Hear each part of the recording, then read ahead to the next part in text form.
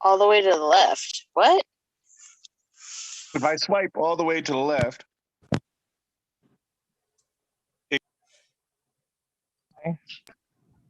it goes to a tap to speak button. The mute button or the... No, a button that I can hit. No, you guys have a different thing than I do. Mm-hmm. We are on our phones.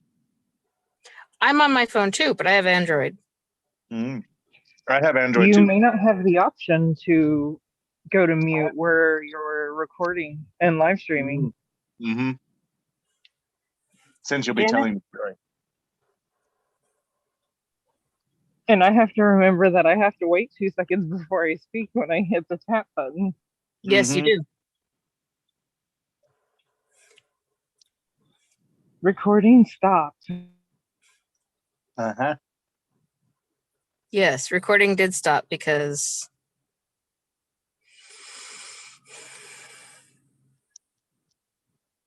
I should have the option. What the fuck? I'm walking back and forth in my grandmother's front yard, and my phone thinks I'm driving.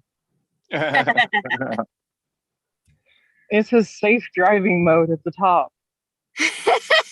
Well, that's what mine says too when I'm sitting in my living room. It's just that zone with the tap to speak button. It puts it into driver's mode. Oh. Okay, well, that fixed that. Well, shit, I don't think I can. I think you're right. I don't think I can. I don't think you need to, though, don't you?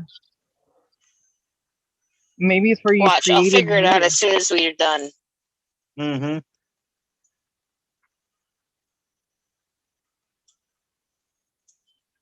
What was that, Ginger? I said maybe it's because you're the one who started the meeting. Yep. The host. You're not allowed to mute yourself.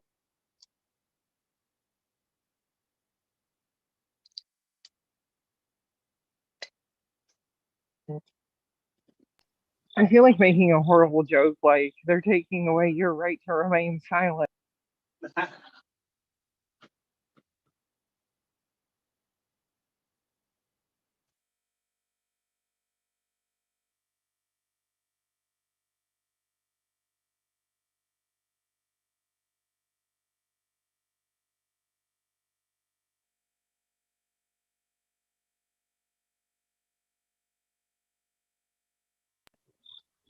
Oh, when I go to talk, you'll hear the sounds of the airport like 2 minutes away from my grandma's house.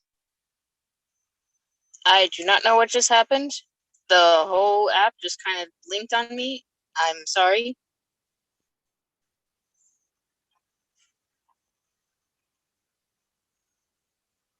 Yeah, I don't see.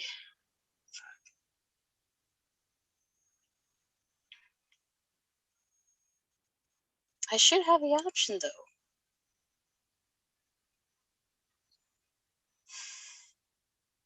I don't know.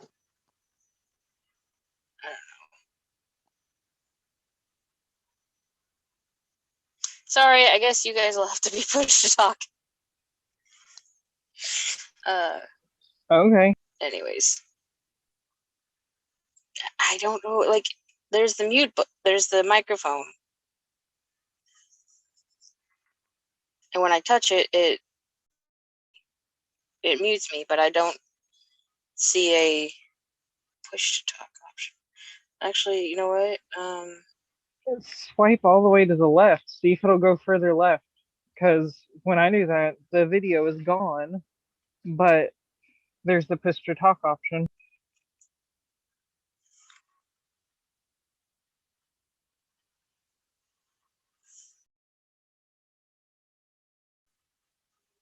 Yeah, that's an option. Well, while you're doing this, I'm going to hit the bathroom. Go for it. I guess this is how it's going to be, I guess. No, there's a different way to do it, but Anyways.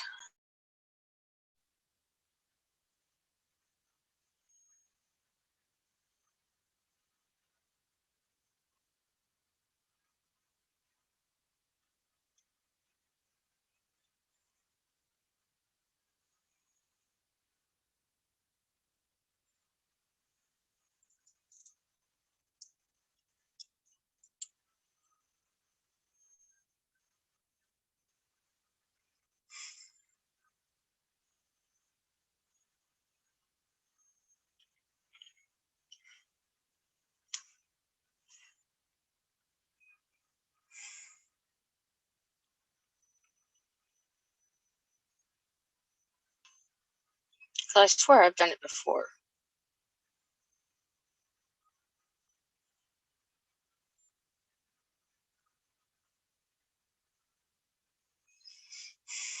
I don't know. It's whatever.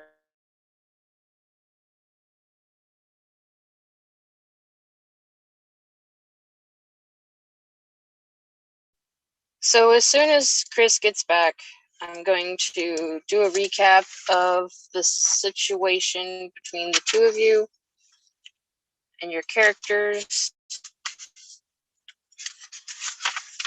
And then we will go from there.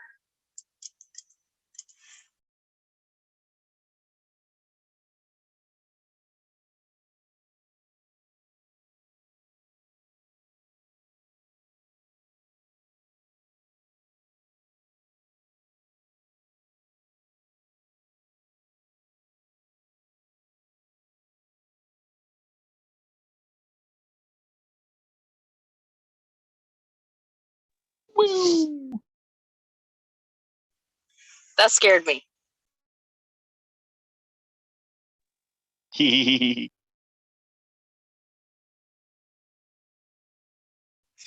What the fuck, man?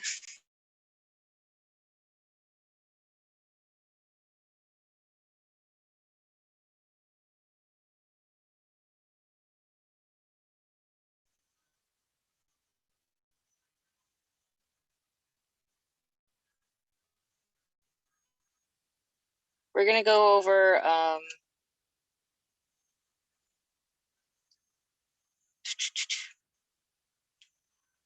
I'm gonna need your guys' stats because I had them written down, but I don't have them in front of me.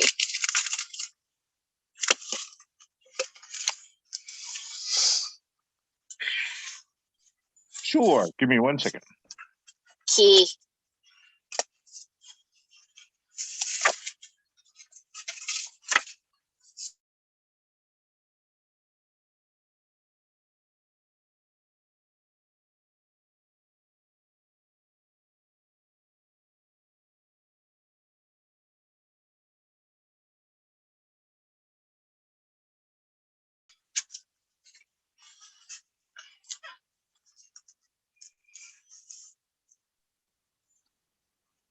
Okie dokie. Okay, Chris. What is starting with strength? What are your stats? Strength of 13. Dex of 14. Con of 14. Whoa, hey. Okay. Intelligence of 10. Okay. Wisdom of 10. Okay. Charisma of 16. Okay. Instinct 13. What was your dex again? 14. Leaving my reaction at 3, my luck at 2, and my will at 5.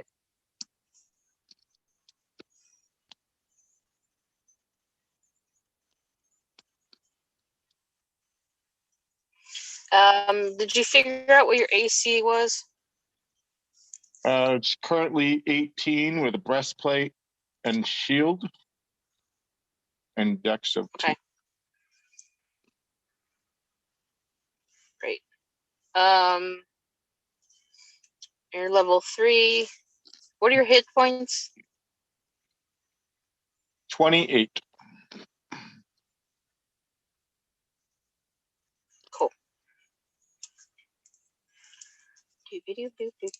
Perfect. And then,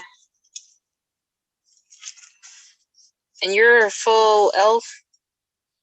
Yep. A shadow mark elf.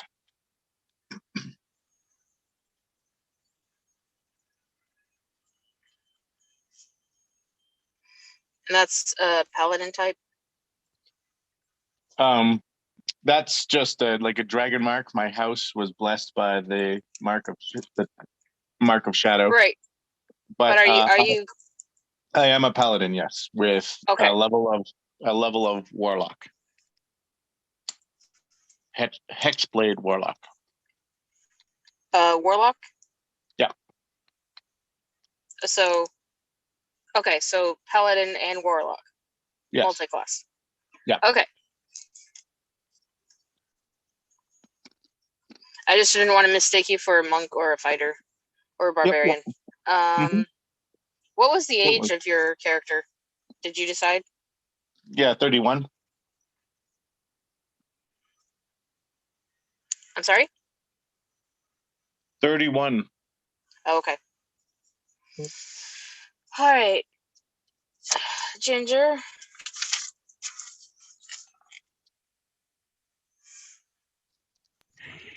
Yeah.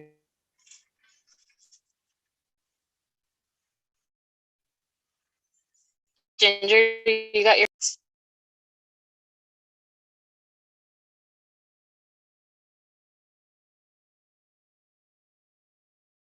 Can you hear me? I don't know if I just lost signal or not.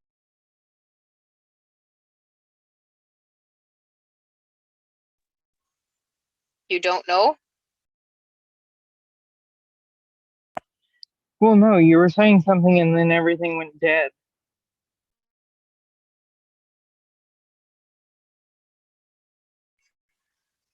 What are the stats of your character? Do you have your sheet in front of you?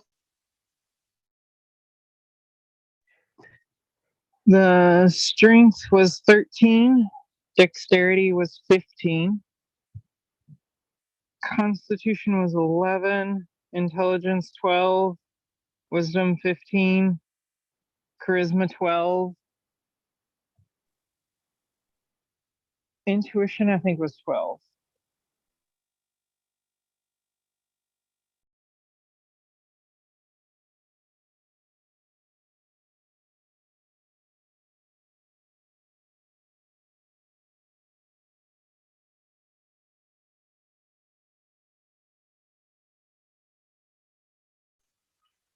Okay, I kind of missed your dex and your constitution because you went robot mode.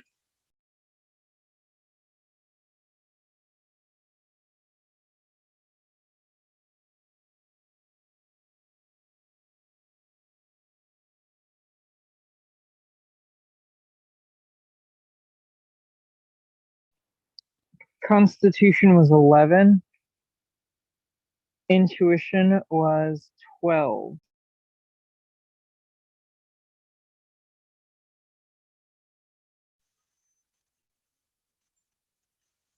Was your dexterity 15?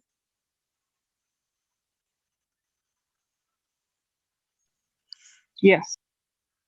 Okay. So with your intuition at 12, let me get your, because I don't think you have your reaction, your luck, or your willpower, so we'll get those.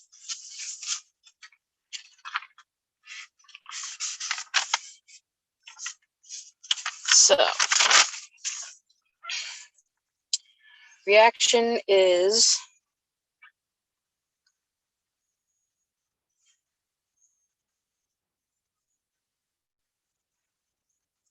all right. So you've got a plus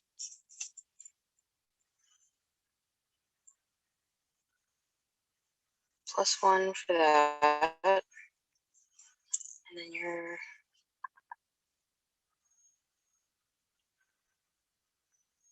wisdom is a +3.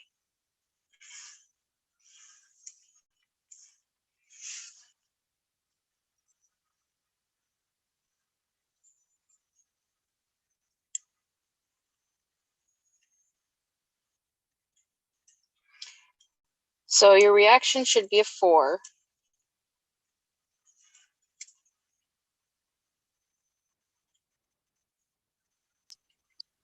On the character sheet that we did online, it was 3 luck 3 and willpower 1.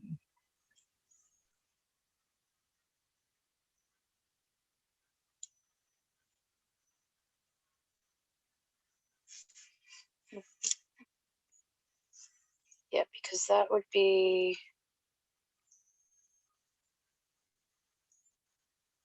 plus your charisma, and your charisma's. Wait a minute.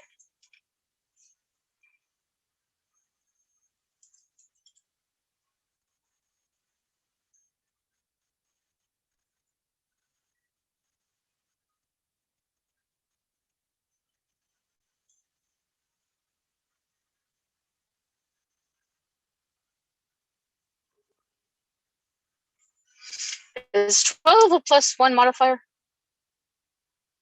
It's not, right? Nope, 12 is 1. It is.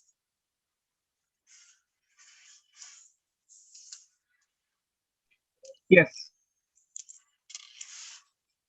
Wait, it is or it is not? It is, yes. Okay.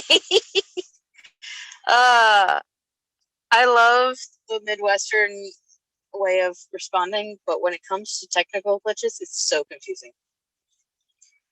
Okay, so yours is actually a 2, Ginger. Whoa, headlights. Your willpower is actually a 2 because it is intuition bonus plus the charisma bonus, and you've got 1 in each.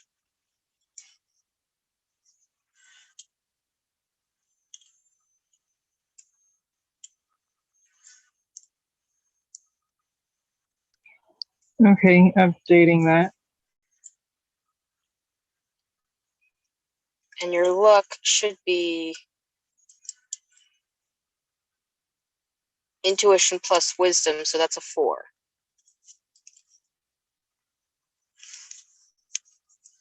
So you've got 4 reaction, 4 luck, and 2 willpower.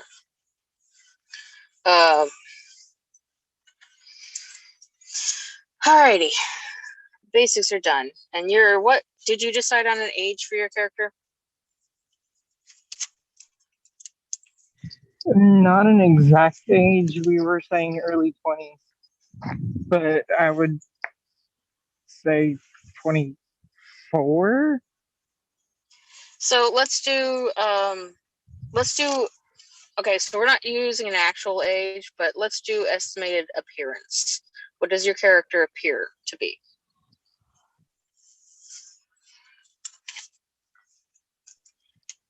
Late teens, early 20s, like just over a teenager. So 23. That worked. Okay. All right. We are good to go. We are going to do some catch up, and then I'm going to set the scene where you guys find yourselves. So Christopher, his character, oh shit, do I have a name? I do, but I forgot how to pronounce it.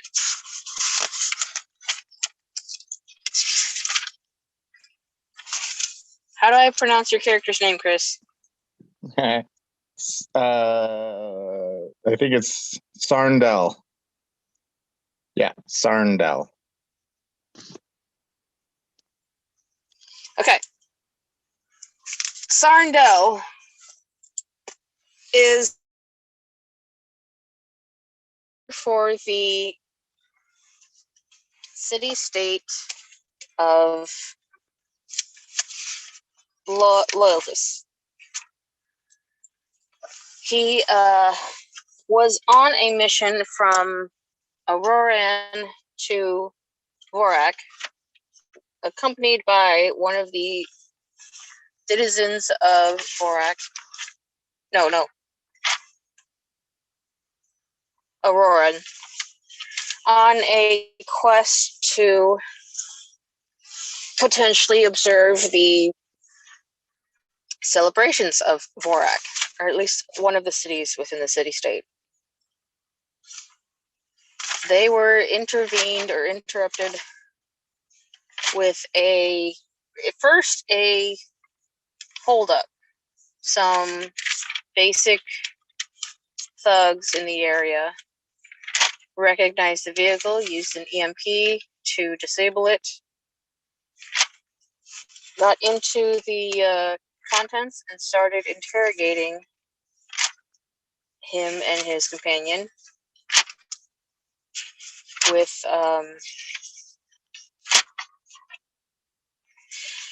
questions of who they were, where they're going, and what do they have that's of value.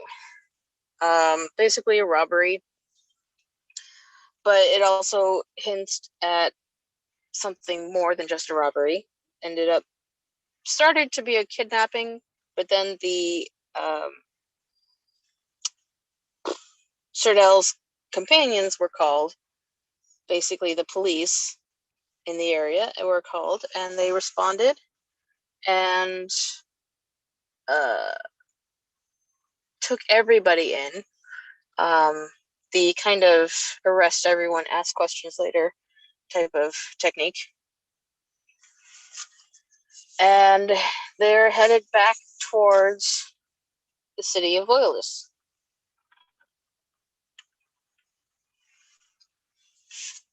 And then, or the city capital of Loyalists, I should say. Then we have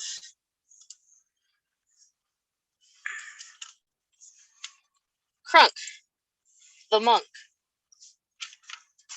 who was also arrested. But he was peacefully minding his own business within an area of Vorak, essentially camping within the city-states of, actually, did I decide a city? I think I did. You were on the outskirts of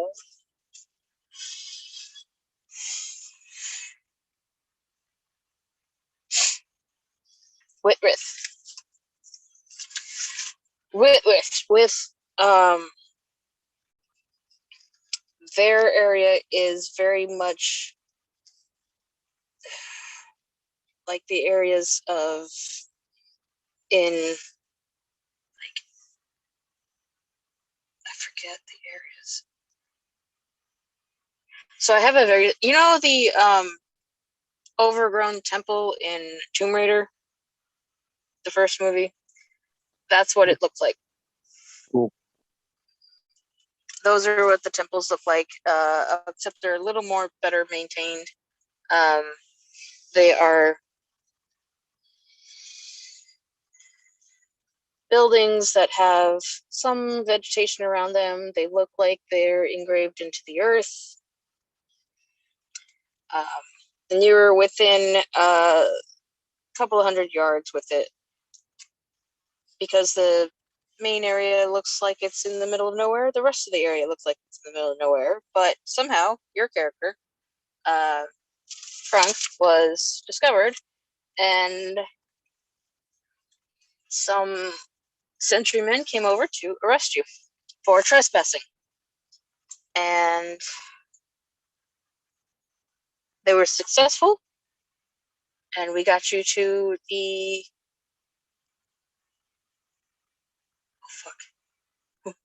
processing. We got you to the area of processing, and you thought you would be let out just like your other arrested buddy, and you were not.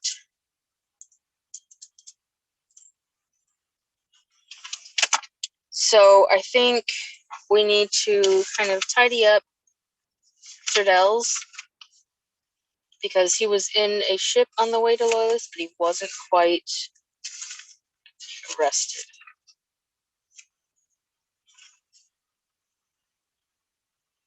Does that seem right?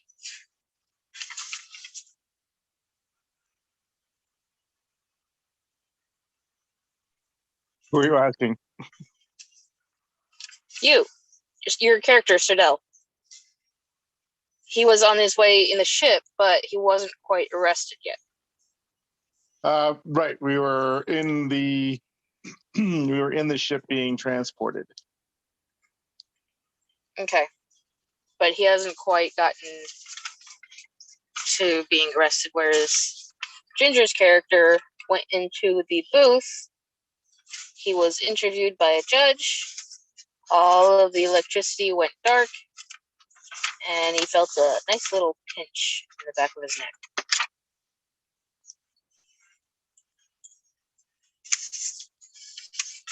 So,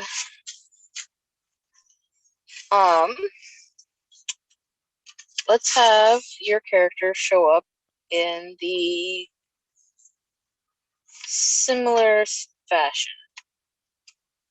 Your character will show up in the state capital of Loyalists, and you will find a very large interior of a processing. It is the size of what we would call a airport, with little kiosks everywhere and lines, so many lines, probably like a Walmart where there's like 30, 35 lines, each one with kiosk and a booth. And people go inside the booth. After they pass through the kiosk, they go inside the booth. And it's kind of like a Judge Dredd situation where a teleprompter will show up with a judge, and they will be evaluating the entire situation. They'll see all the notes from the police. They will see the person will defend themselves, and the law is supposed to be on the side of the arrestee, because no one's going to be expected to know all of the laws. So whatever defense they drum up, it will be the same as if they had a lawyer. And then they are judged, and they are either let go or they are sent through to be to fulfill their sentence. Usually it's prison, sometimes it's community service. And it's a long hallway. It's like the inside of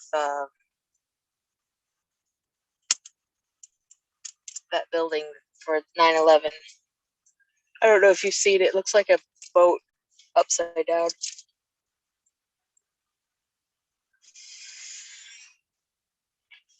So you get there. Your friend who was drugged is carried off in a stretcher and is taken through what looks like a handicapped version of the other booths, and it is assumed that he will be woken up so that he could testify for himself. And the other arrestees, the other villains, the thieves or whatever, they are all led in handcuffs, metal handcuffs that surround their wrists. They're magnetic and they are electronic, and they are pulling them forward, leading them to each of their own separate kiosks. Electronically, their hands are held in front of them, not too much, just, not uncomfortable. They're not being dragged. They're just being led by this magnetic device. And the captain comes over to you Am I also being dragged? You haven't been put in handcuffs yet. You were allowed to sit.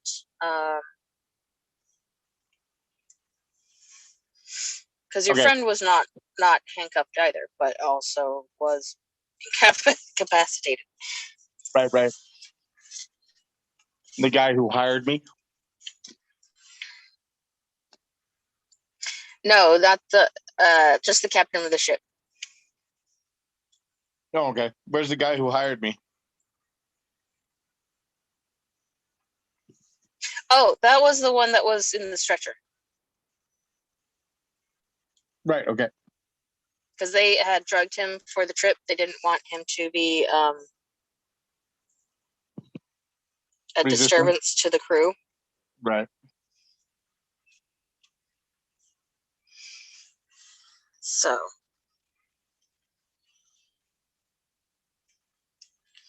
the captain of the ship comes over and approaches you.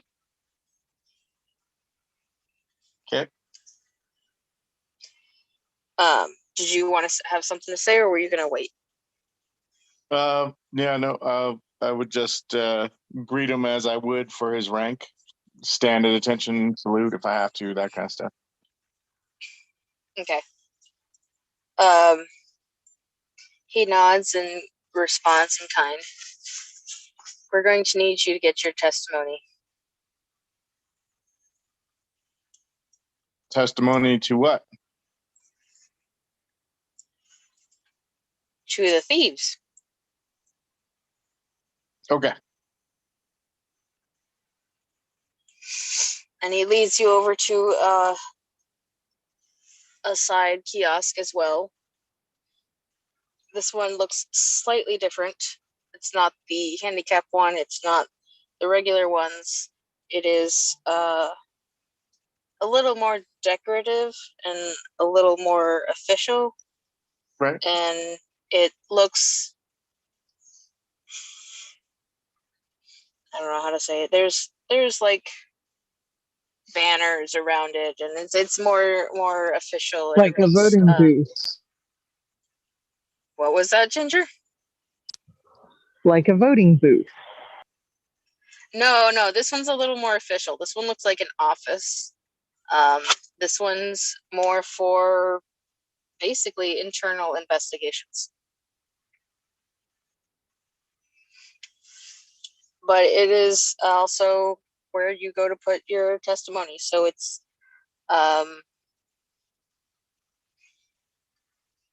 yeah. You may or may not have visited this booth before. Okay.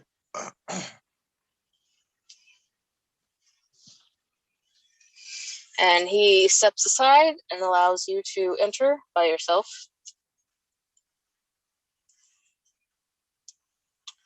With the door closing behind you, there is it's kind of a bench, but closer to a couch. And there is a doorway on the other side. Okay. So that is presumably the exit. You only have one direction to go. Right. And in front of the couch is a television. And on comes the screen of another elective in a chair. And he says greetings, gives his formal opening for the recording. Okay. And then asks you what your business was. I was hired for a mission to record the festivities in my hometown. And in our process of getting there, we were accosted by bandits. He seems a little disinterested in the bandits' part. What really were you doing there? That is what I was really doing, sir. Mm-hmm. I have reports saying that you were escorting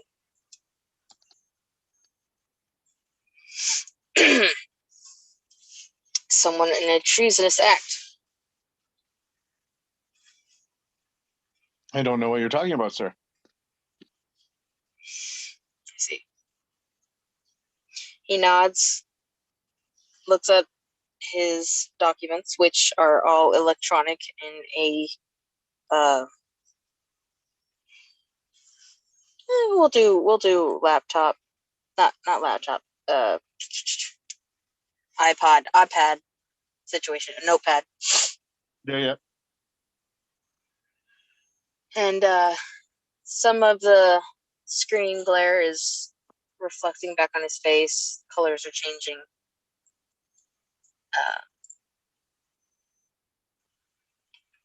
And he does not look at you after that. Mm-hmm. Yep.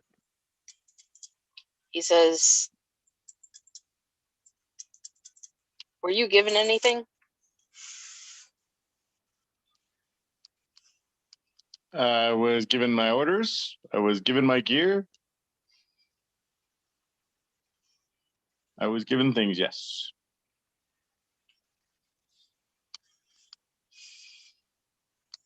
He kind of smiles, chuckles to himself. Of course. And then he closes the, what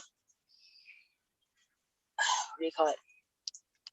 He presses a button, the screen goes blank, and you hear, "We've heard enough." The lights dim, the doors lock on either side of you, and you see a red glow coming from outside.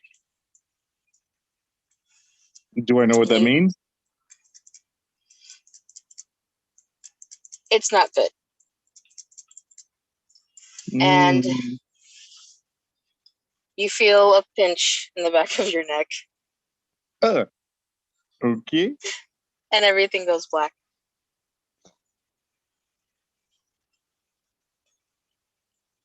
All right. Passed out. Yes. Next, you wake up. You are in a cell. You are in your skivvies. And you are not alone.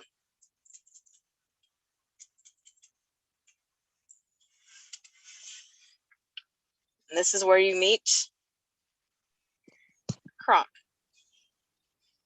Uh-huh. Kronk, you also have woken up, but you woke up a couple hours earlier. You were in the cell when they brought in this. Are you big for your size? You're big for your size, right? No, not exactly. You're like small. Average height. Yeah, average height, smaller, but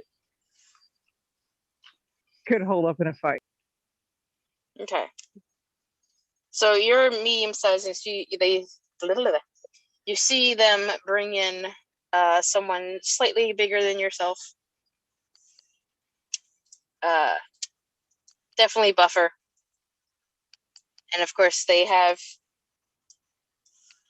put the regular metal handcuffs on you, and they has you magnetically held to a corner while they bring in this guy on a stretcher, put him on a bed, close the doors, and the handcuffs discharge and fall off. And it's a couple hours later when he wakes up. Mm-hmm. So we're just sitting there in the corner.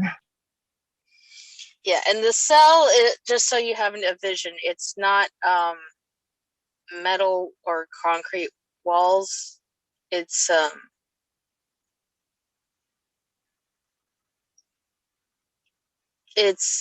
mostly glass, looks like, but also there's some other kind of materials mixed in with it. So like your vision can be obscured at times or not. So most of the time it looks like a regular, like a 3-walled cell. Sometimes it's completely gone, and that's when they have a like head count, and then it goes opaque again.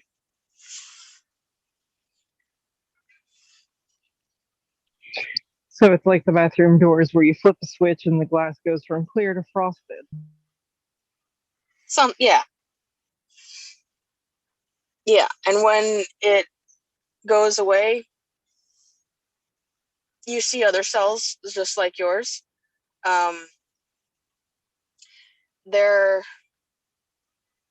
There's a good space in between, but they still are lined up like a regular corridor where there's just one after the other, after the other, after the other. But there's like maybe 5 feet, 6 feet of space between each of the glass panes, from what you can tell. And everyone, they get their privacy at some point, but when it's head count time, and everyone's exposed, so you see all the inmates.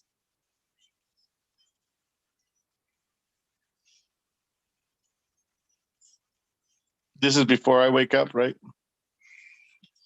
This is any time. Like, I'm just letting you both know the situation, the scene. So, like, yeah, there was a head count before Ginger, when Ginger was awake and you were asleep, and then they'll do a one later. Okay. Also to like see who needs an inmate, where they can put the new people. So before you showed up, before you woke up, it was done once, and they found out that Ginger had one other space, and they put you there. Okay. And so, yeah, that's you guys have the same room. What do you do? Well, considering he's asleep, I just sit there and wait for him to wake up. Yeah. Well, when I do wake up, take account of what is happening, obviously. I look at my cellmate and size them up. Okay. Do they look aggressive? Do they look non-aggressive? What's the character look like? Well, I'm gonna let you do it. Ginger, describe your character. Mainly just average, like 5'8" in height, average build, possibly looking on the scrawny side. Not aggressive at all. He's a monk. Okay. What's his facial appearance like? Does he have red hair? No. Black hair, about shoulder length. Lighter skin. No facial hair. All right. He's basically just sitting there meditating. All right. Well, then I ask him what he's there for.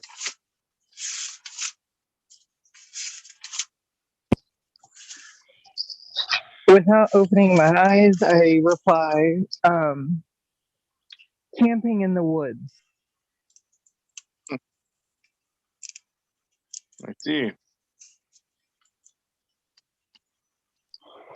Apparently, being from another city, state, and camping in the woods in a protective area you didn't know was a protected area is grounds to be arrested.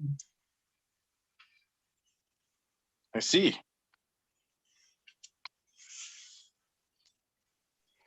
And this is common knowledge since I'm a soldier, right? Do what? This is common knowledge for me since I'm a soldier. No, you don't know anything about this area, about what he was arrested for. Like, it sounds suspicious. It does? All right. Yeah. Oh, I see. It doesn't sound like any law that I've ever heard. That's what I said.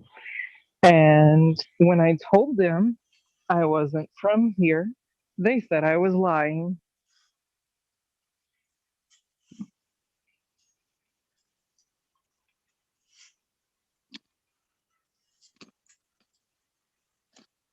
Is there there's like a door, right? It's a glass thing. It's like, have you ever watched Star Trek? Yeah. It's like Okay. one of the force fields. Yes. Very much so. Okay. Do I know if sound would travel through it, or is it completely soundproof? Being that it's a force field, it can be both. Right now it is soundproof to give you privacy with your inmate, but if anybody were to approach, captain of the guard, whoever, it could become, flexible for their needs. Permeable.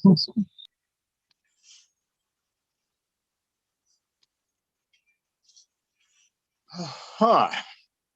Okay.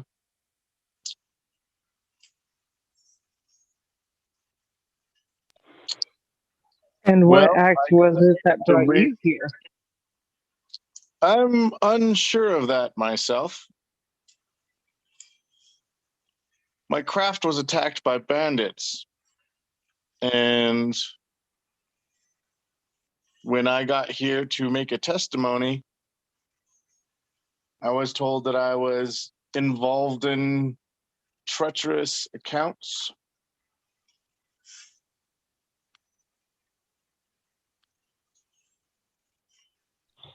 Not really sure. Mhm.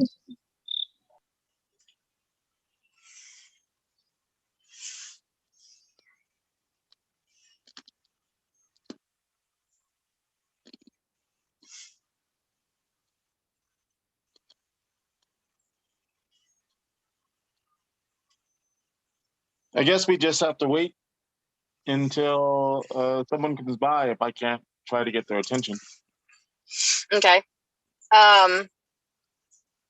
After you guys are Would there talking. be cameras in the rooms or on the rooms?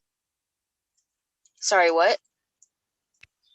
Would there be cameras on the room or in the room so that way things can be watched to make sure nothing gets out of hand? No, they can adjust the walls if they want to. So they can do like a one-way mirror effect if they need to make sure that y'all are behaving. But the surveillance stops at that point, because the audio is definitely, like, they're not interested in your conversations. They just want to make sure you guys are actually getting along and not killing each other. So,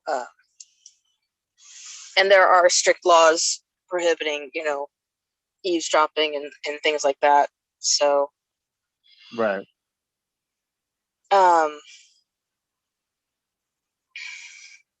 the only time that's lifted is if they think there's going to be a jailbreak, but as of right now, everything is under control, and they don't see any reason for that. But before they change anything, you do hear a slight buzz.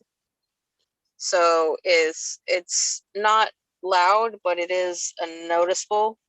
So if there is a slight buzz and you don't see any change, they're observing you.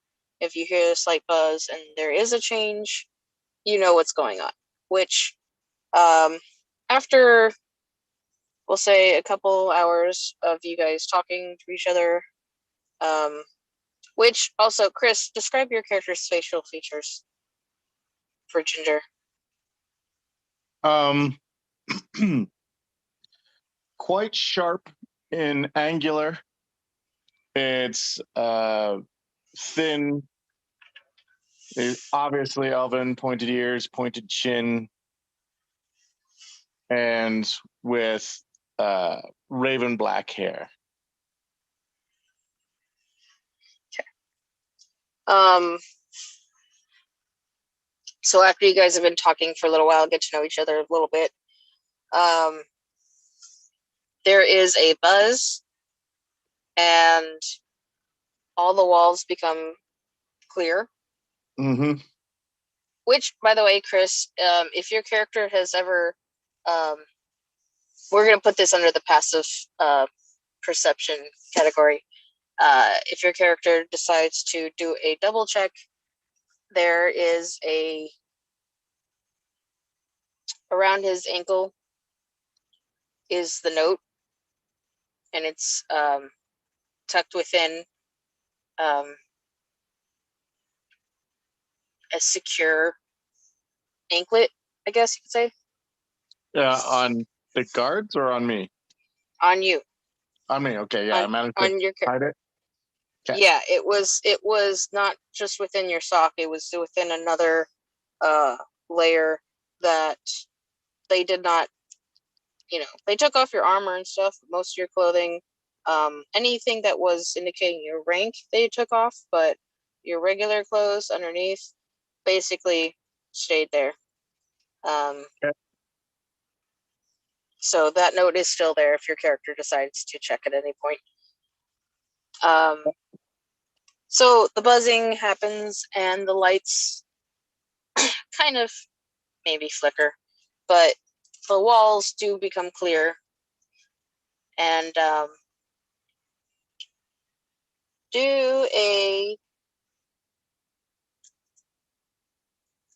perception check, both of you.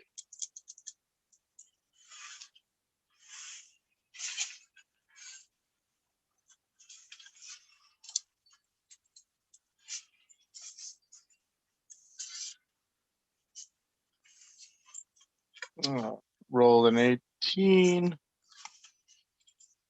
I have a +2, so that would be 20.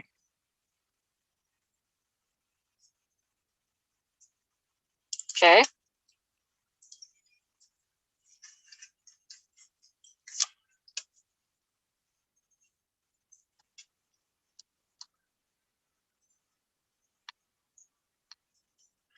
Ginger?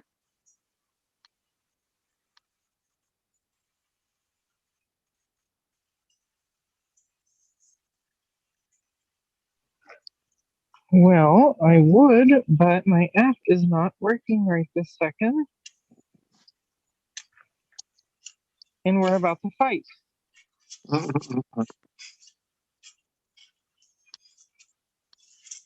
It's perception, not in initiative.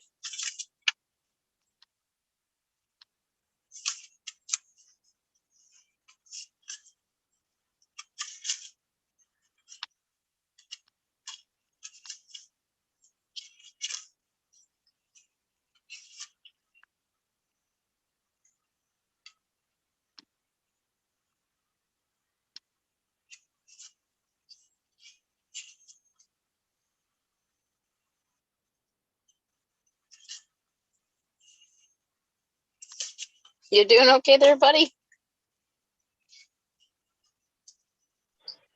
No, I'm fighting with my phone because it's not letting me roll dice where I'm outside because I'm the only one awake.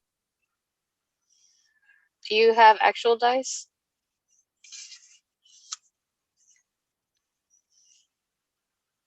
Also, if you go on the internet, you can go to rolldie.net, and there's a die roller there too. A free internet die roller.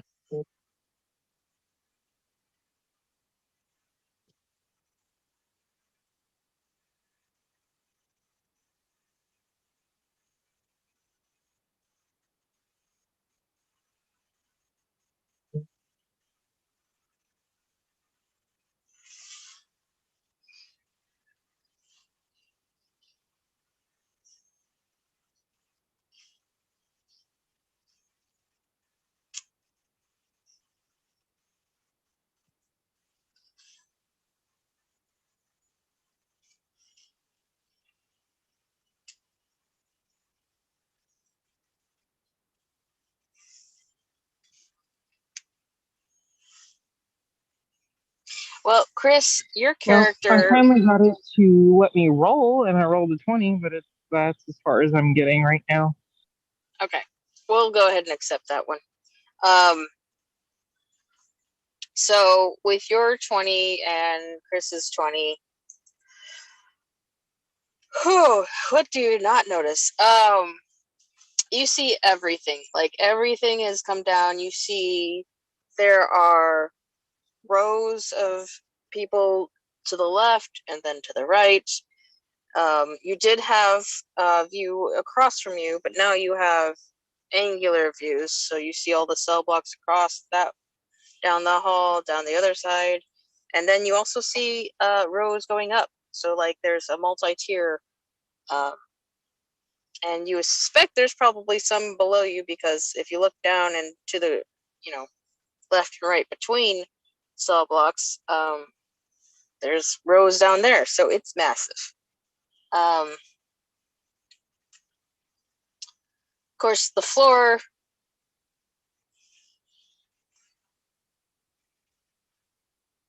it's a weird thing. Mm-hmm.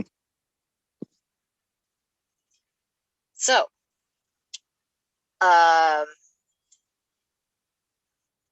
and Chris, your character can see the three that were arrested with you in separate cells, in a different level above you. Okay. And then above and across the way, because it's seeing directly above and below is more difficult than it is across the way.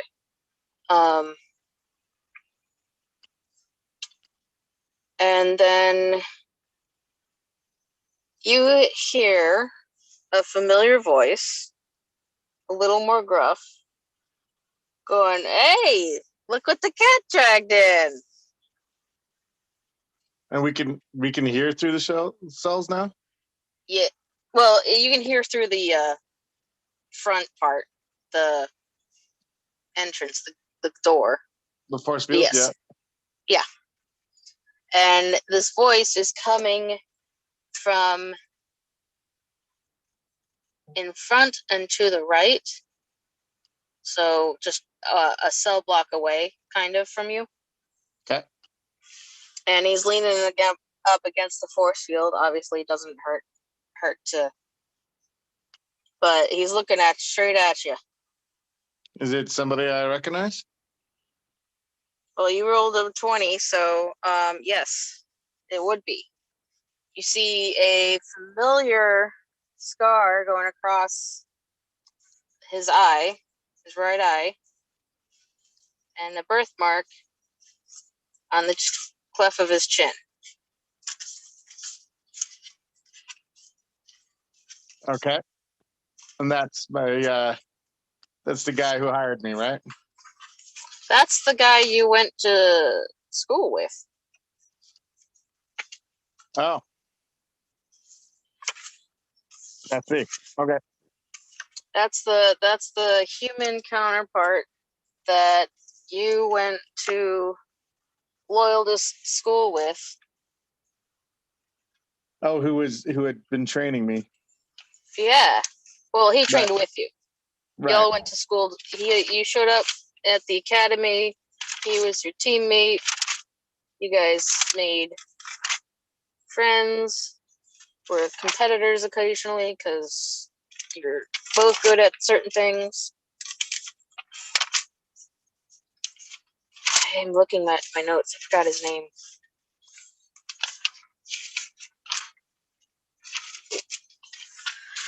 Shite. Okay.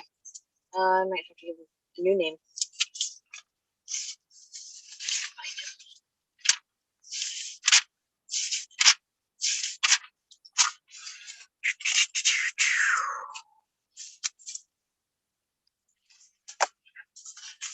Sorry, 1 second. Sure.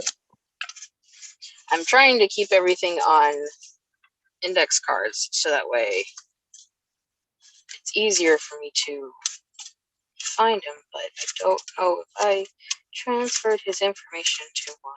Let's see.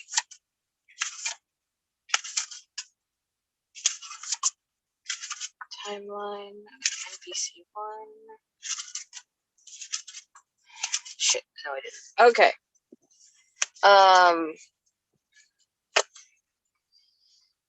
He's human, so his name is Greg. Greg.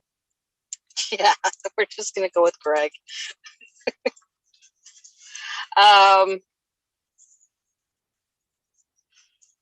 Yeah, so he's leaning up the glass. He looks a little rough.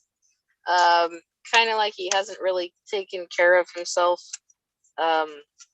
In the beauty department, like he's got a beard growing, but you can see parts of the birthmark coming out from the edges of the top. His hair is a little worn for wear. He could use a haircut, but he's not. So he's been here a while. He's been here a little. You want to say he looks like he's been here for maybe 2 weeks. Like his hair is still kind of in the looks good department, but he could use a trim. And Right. his beards, they grow fast. Right. Yeah, fancy meeting you in a place like this. What are you doing here? Oh, just got a little too zealous with the inmate once. I'll be out soon. I see. Yeah. As he smiles, you notice. What? I was just going to respond. I guess I hope I'm out of here soon, too. I'm not even too sure why I'm here. It's like, oh, okay. As he smiles, you notice he's missing a tooth.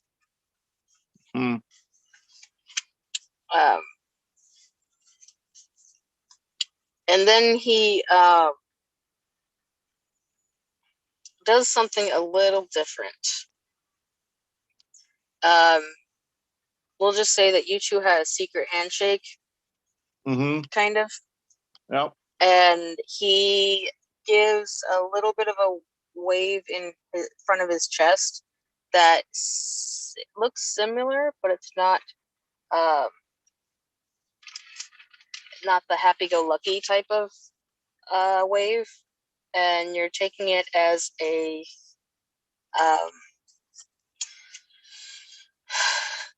actually, roll an intelligence check.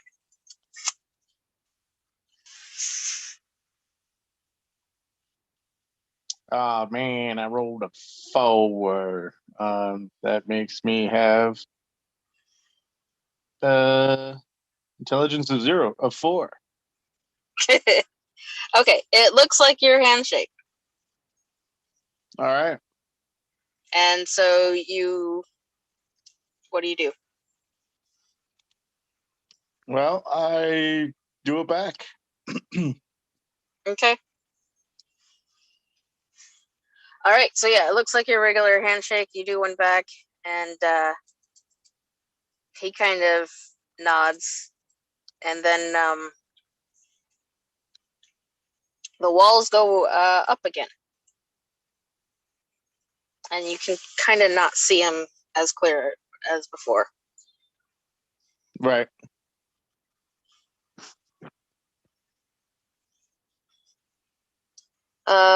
Sometime later, you guys have your handcuffs on, and you are led out of your cells and into basically the common room. It's lunch. It's food time. It's lunch. It's dinner. It's whatever time of day it is, which you probably don't know because the whole place is completely covered. There are hardly any windows. So the both of you are pulled out with your handcuffs on. And as you go up to wherever it is that they serve the food, the trays levitate in front of your handcuffs. And of course, you're free to talk, so you tell them exactly what you want. Food isn't, you know, an eatery type, but it's a little more than cafeteria food. We'll say it's like what we consider a fast food. Okay. So like it's not cuisine, but it's also not shitty. All right.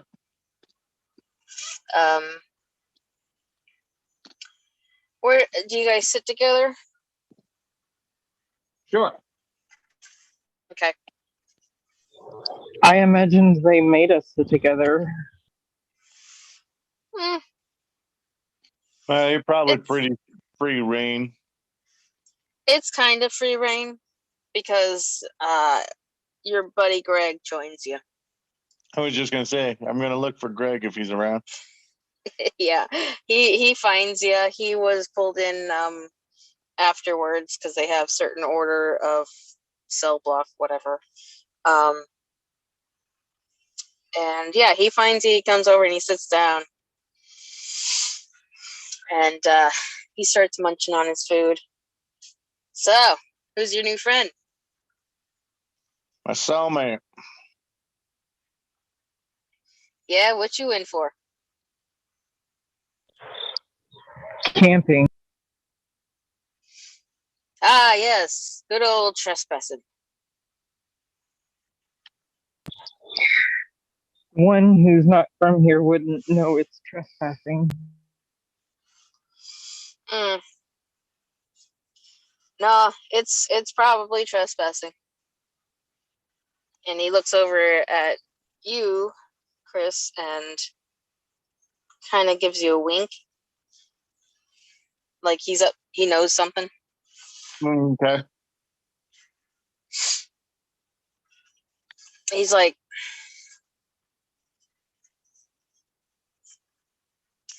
so what's the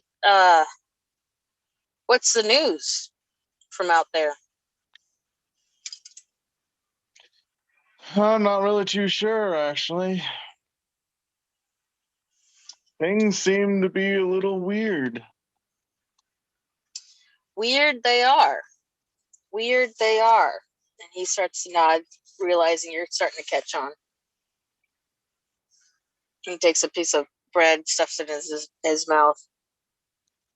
He's been known to talk with his mouth full. Huh. I'm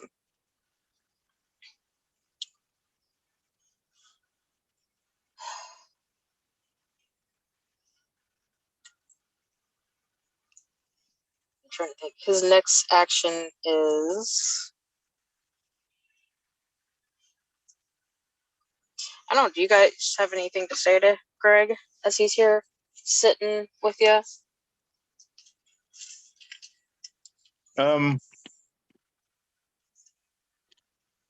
I don't know, actually. I mean, my character is pretty good, so he wouldn't be trying to get away.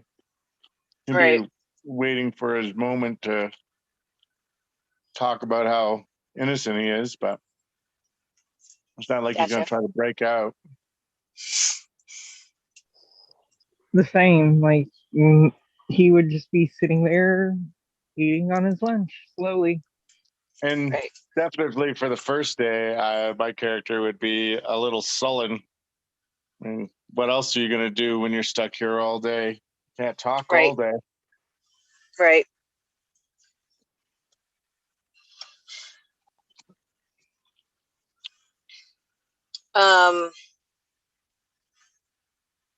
Plus, this is a very high security jail, apparently. It is. It is a very high security.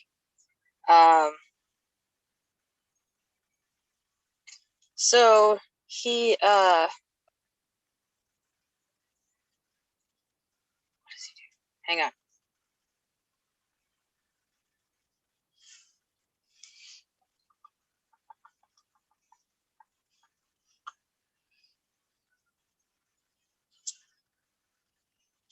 Oh, he asks you, Have you gone through the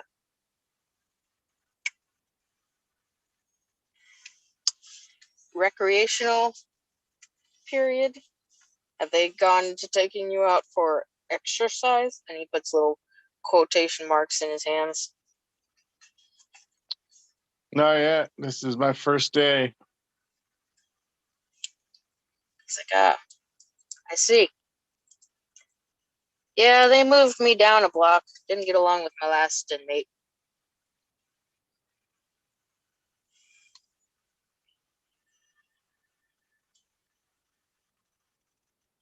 Kind of not really getting along with anyone around here, you know what I mean? Yeah. I'd sullenly I'd say, sure.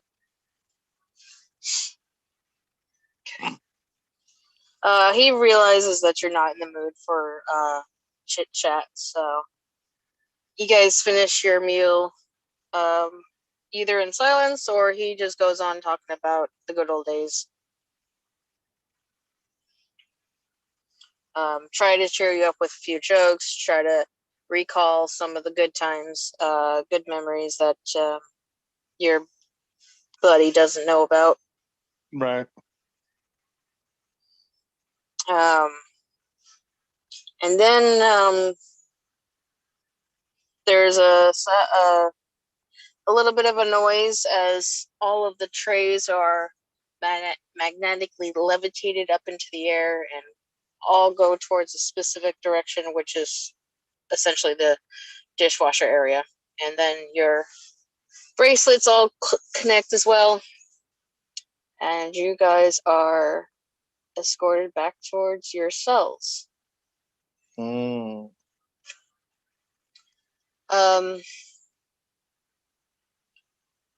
Once inside, everyone is locked up, there are patrols. There is one in every level. And most of them consist of 2 men. In your row, there are 4. Right. Two of them stop in front of your cell. I walk up And to the door. So when am I going to get told why I'm in here and how long I'm in here?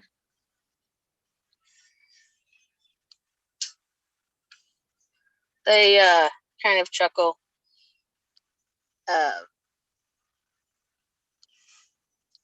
Don't you know? It's written on your SIM card. Okay. I check my SIM card. And yours was what?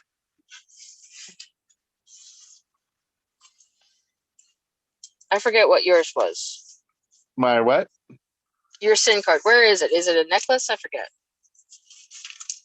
A ring, I guess. That's right. It was a ring. Okay.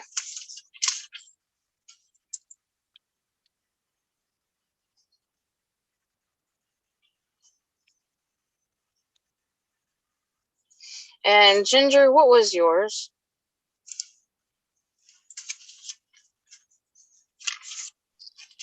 We never got into that part of it because we were planning ahead for something else. And we Right. said it was on the back side of his hand.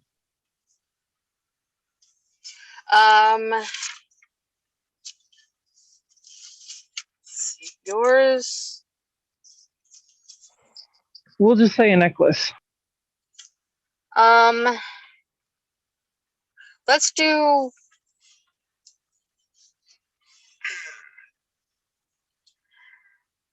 Let's make it a glove.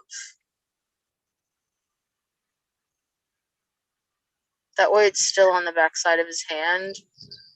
It's slightly different now. Okay. So like he was wearing a glove when he came in and he's still wearing the same glove.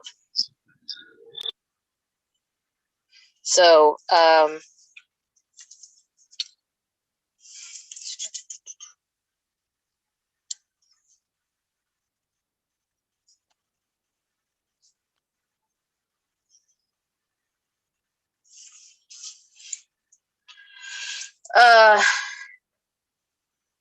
Chris, you check Yeah. your SIM card, Yep. which there is a screen inside. It's not. There's a little section of these walls that change where you can go and you can put your SIM card up, and it'll give you access to some things. You can have one phone call a day, and you can have, there are certain other things that are allowed, but it also has your name, it has what you were accused of or what you were convicted of, and your time sentence. And um, yours says, um,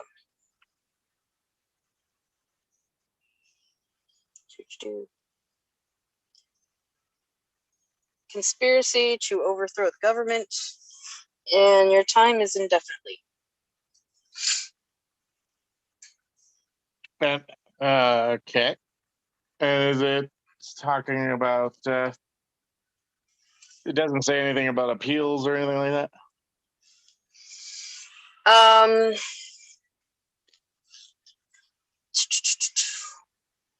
no, no. There's some elevation for good behavior, meaning you could be given a better cell, a private cell, things like that. But no. Right. Okay. Ginger, do you do anything upon this knowledge, or do you just stay on your cot? I'll check mine before the screen goes away. Oh, it's always there.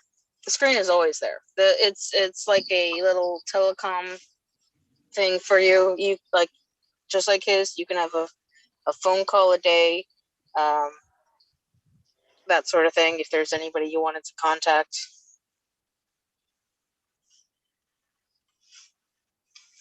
And the term limit on mine and what it was for.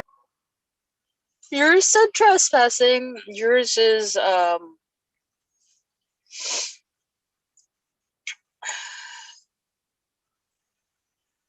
for trespassing. Yours is 2 years, but you can be reevaluated at 8 months for good behavior. 8 months for trespassing on lanes I didn't even know I was trespassing on.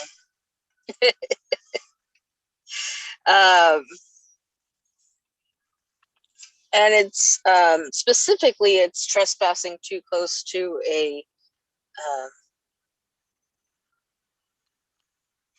high security area, even though actually the area you were in is free reign for everyone. But that's what they got you on, was trespassing too close to a high security area. Kind of like if you were to be like I was too close to Area 51. that or Fort Knox, or is that right? Fort Knox? Yeah. Wherever they keep the gold, yeah. So yeah. And then the guy said, "Are you done? Because it's your turn." They're looking at you, Chris, your character. Okay. I tell them I'm done and I follow them. Okay, so your handcuffs activate. They're like metal rings on your wrists. They're always there, and whenever they need to, they'll come together. And so you are led out of your cell block, and you are taken to exercise. Woot woot. I need you to do a Constitution roll.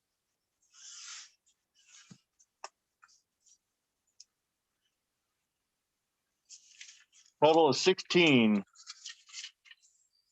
And you have a +2 to add to that?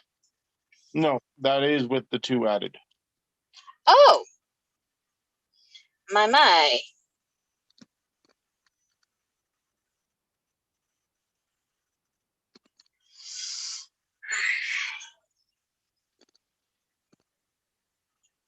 Okay. So, you come back, and you are in pain, but for the most part, unscathed. Okay. Um, Rough workout. you could say that. The guys look at Ginger, or Kronk. You're next, and your metal handcuffs activate. Do you say anything in passing?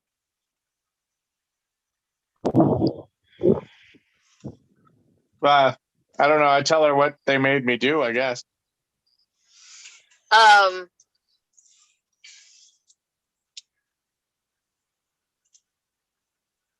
Well, it's a very short passing, so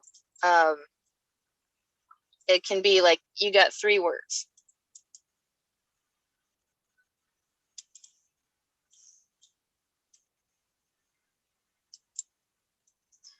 But Ginger, do you ask or say anything in passing?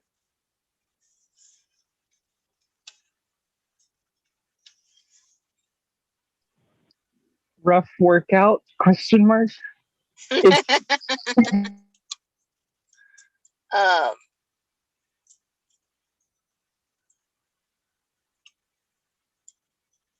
Anyways, so you get escorted out, and I'm going to need you to do a Constitution roll as well.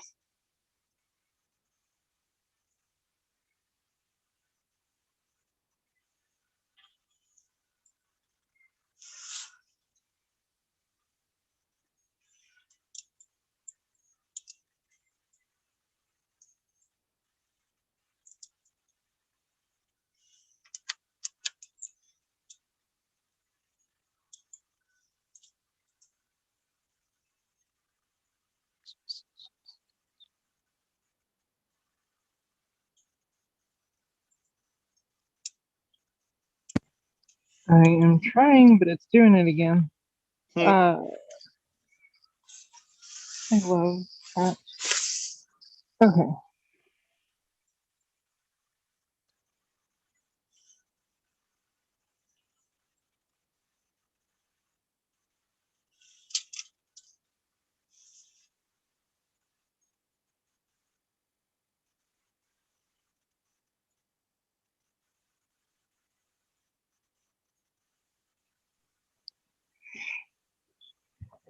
I got a 9. Oof. Okay. So it's going to be a really rough workout. All right, you come back. You're limping. You're bruised. And I need you to take it down. Take your HP down 1. They hurt you. Wait.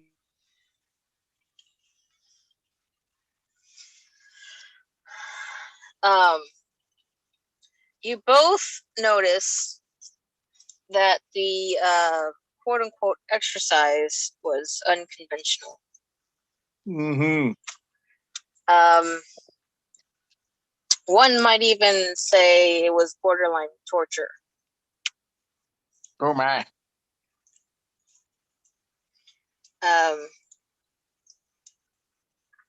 And you're allowed 2 days to rest up, and 2 days pass.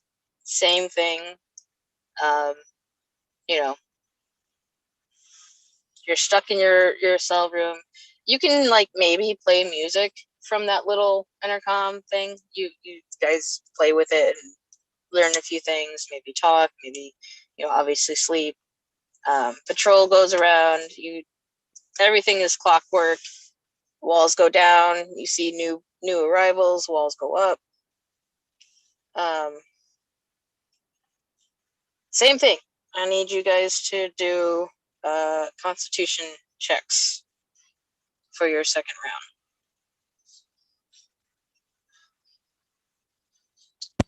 round. I want to make sure I'm doing this right because, like I said, it's been a long time since I've played. It is, I forgot which die it was for the. It's a D20.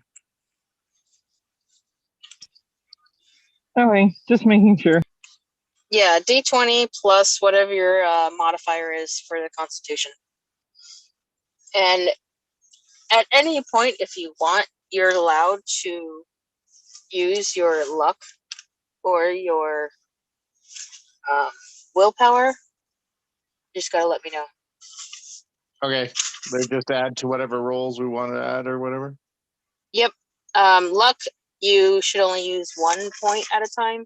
Willpower, you can add them both. So, luck is like, I don't know how to describe it. It's from another system, but yeah, if you want to use all 4 luck points, that's I don't know. I don't know. I'd be a little scared. I don't know what to do with that. But Is it 1 like luck. 1 point to our roll or whatever? Or No, it overrides. So let's say you roll. I have you roll 3d6s, and one of them is a 1, and then the other 2 are 4 and 5. A luck, you can get rid of that last roll and treat it as if it was another 4. Okay. Like automatically, no re-roll, no nothing. Just treat it as another number. That's what you rolled. Yeah. So like if it was, say in this situation, Constitution, you rolled a 6 and you wanted to use a luck point, we could automatically double that and make it a 12. Okay. If you were to use all 4 luck points, I don't think I'm gonna prove that. I'll just say that right now. I don't think I'm gonna prove that because that technically would that would break the system. So, anyways, yes. What are your con rolls? I got a total of 11. Okay.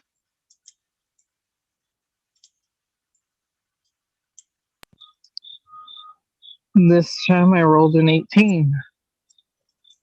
Wow. So you healed up very well from the last one. This time, the second time wasn't quite so bad. Neither one of you got more than just sore muscles.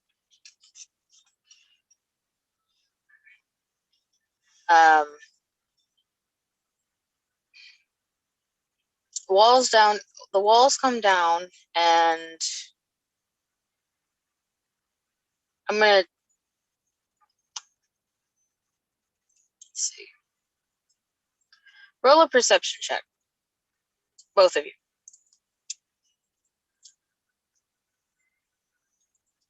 That's a 19.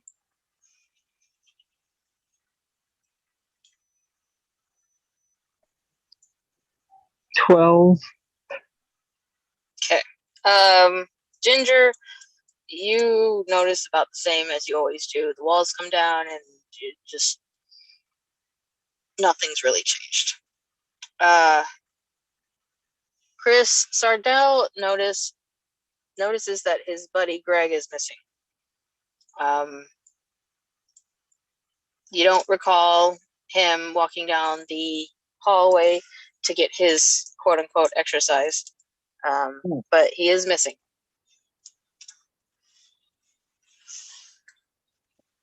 Huh. Uh, the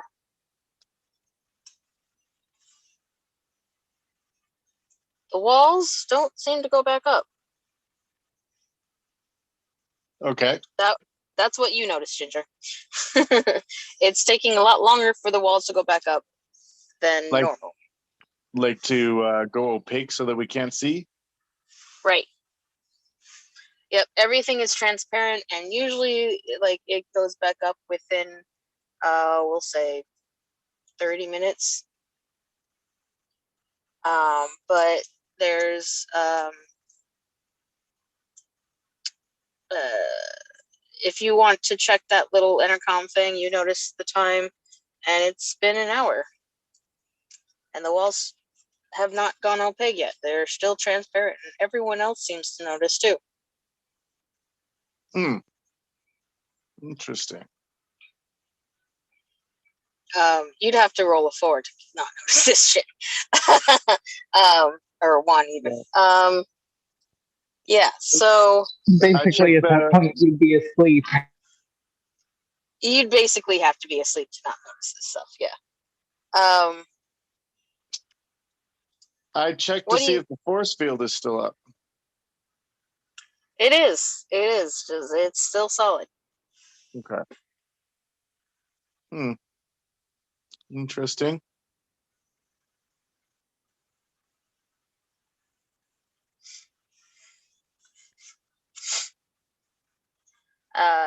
There is a speaker system coming from this little intercom, and it announces, do not be alarmed.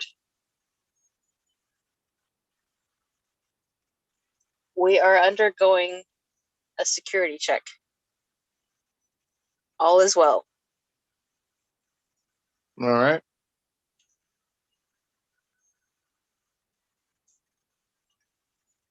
Well, then I'd sit down and wait. Okay.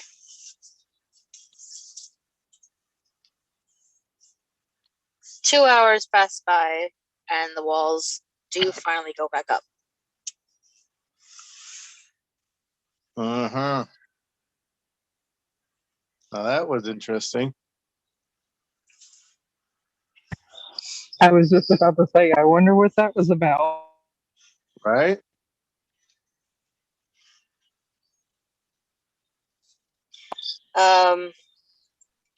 Yeah, that's a thing. And let's go. Well, let's go 6 more days. So let's have you guys each roll a con check for three more sessions. Okay. 3 sessions, 6 days. Oh, okay. So it's every other day? So Basically. I have a 10, a 12. Oh, God. I roll a natural 1. 10, 12, and 3.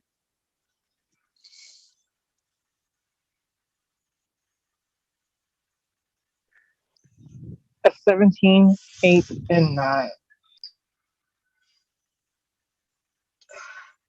I need to do this separately. I have an app that does rolling, but it likes to add things together, and it's like, no, I don't always need the total.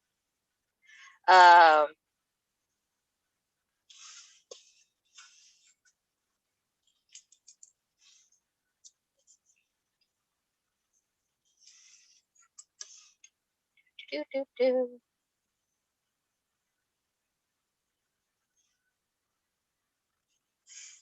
Okay. I'm sorry, what were your numbers again? 10, 12, and 3. Okay. 17, 8, 9. Okay. So, the first session, Sardell has it for the worst. Apparently, they wanted to see what your breaking limit was. Mm-hmm. Kronk, his was a little better because they already knew how easy it was to break him. Session number 2, both of you, I'm going to roll a d6, and I need both of you to take damage. Oh, So, reset, because you guys rested from that first session, but both of you need to take a 4. all right. Because I rolled a crit. Yeah. So both of you have received pretty damn, yeah. Anyways, and then the last session was very, very light. Your 3 actually passes. Sweet. So you actually didn't incur any damage that day. Yay. So assuming it's we're on day 7, you guys should be rested and healed from all of those sessions. And we're just gonna go ahead and say you perceived the same thing. The walls go down, they're opaque, and Greg is back. It's been a week, and he does not look good. He looks kind of patched up, as if he came back from a nasty brawl. An interrogation, probably. And it's time for lunch. Yay! Same thing happens. You all get your escorted Cafeteria out. food. Yep. And Greg kind of shuffles over. Pretty damn thankful he doesn't have to carry the tray. And he sits down next to you. Looking pretty rough there, Greg. Feeling pretty rough. What'd they do to you? He kind of gives you a side eye, like he really shouldn't tell you.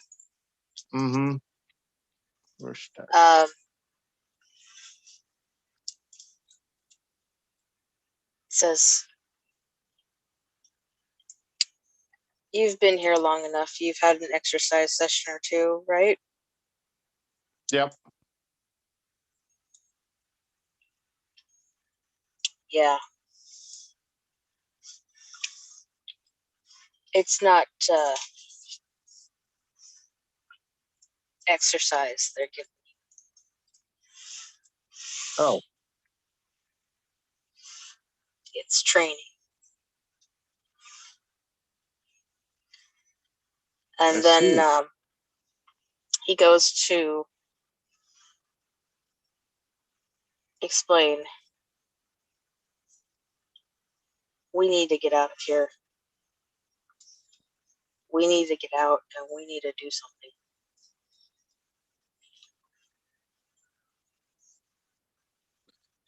I don't know how they could be holding me here innocent. I don't know how I appeal this. Oh, you're not gonna. Trust me. And he goes to tell a story about how he ended up there. And basically he was he took the assignment road, and he became a officer of loyalists, and he went on to become scorpion level and made his way up to gold. But he was gonna apply for or petition for platinum level.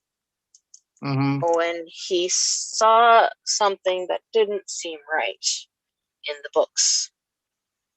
So he went to investigate.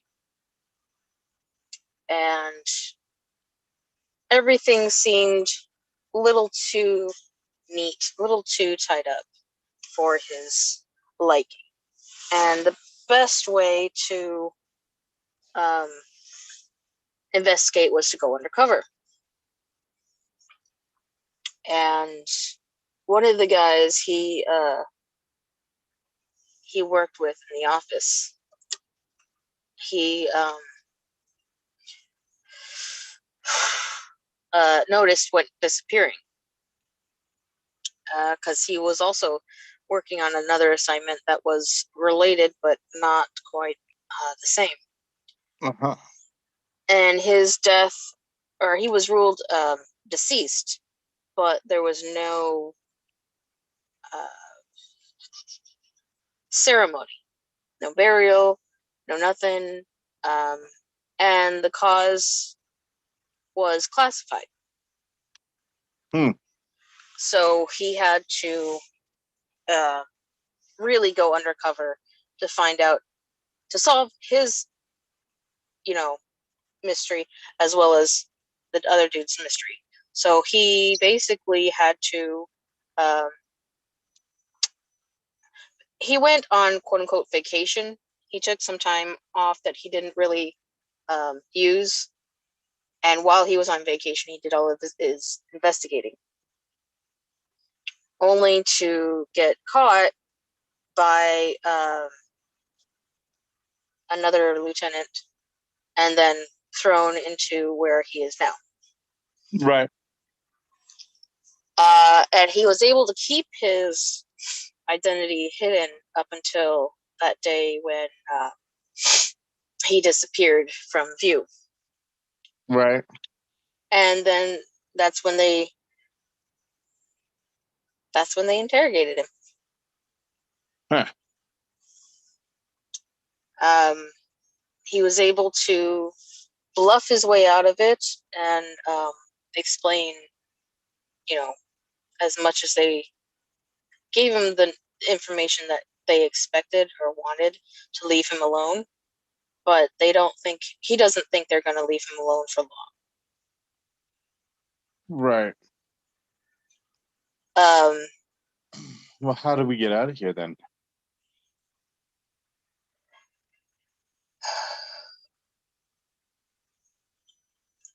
I've made deals with some of the security, and there's going to be a very, very small window, but it'll be enough. And they have hidden a portal gun somewhere that we can reach quite easily once we get out. We will have approximately 15 minutes of window, and I hope that there will be enough confusion that we will not be noticed. Right. And your character at least will know portal gun is basically, it'll shoot off a blast, opens up a portal from one area to another area. Most of the time you have to calibrate it to where you want to go. Since it's hidden, neither one of you can access it. You have no idea where it's going to go. You just know it's not going to be within these walls. And Ginger, we can say you've heard rumors of this gun. Okay. You've never seen it in action. Actually, neither one of you has. Well, no, yeah, you would have seen. Sarndell would have seen it in action, because it would have been part of the unit's training. But you've Right. never had a need for it, so you haven't seen it since. Right. Excuse me. All right. So he says, tonight after curfew. If you will hear the force field break. I'm going to need you to slip out as quickly as possible, because you only have a 3-minute window of that, and then we've got another 12 minutes to find the portal gun and get the hell out of here. Okay. And your friend is welcome to come along. But I think if we don't leave now,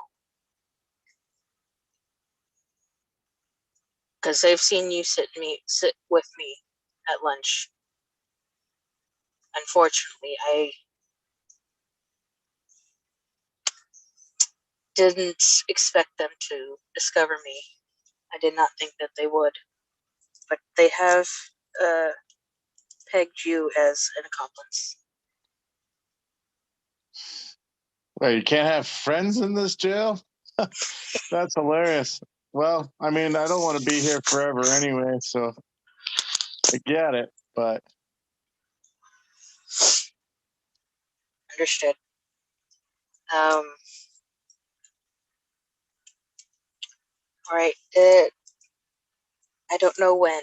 Like I said, it'll happen, but you'll have to be awake for it.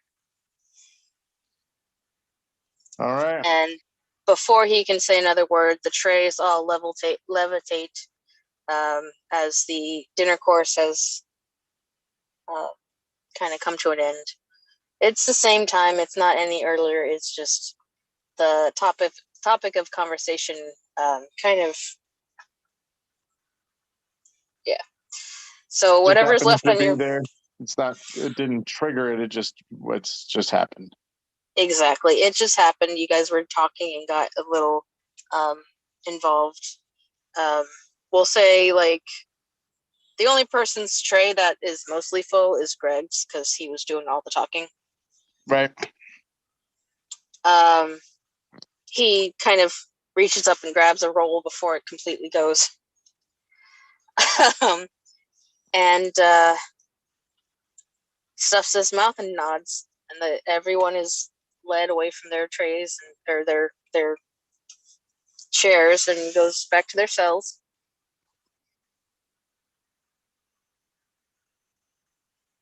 And Ginger, any thoughts? No, mainly just taking it in right now, nodding when he says your friend can come along. Okay.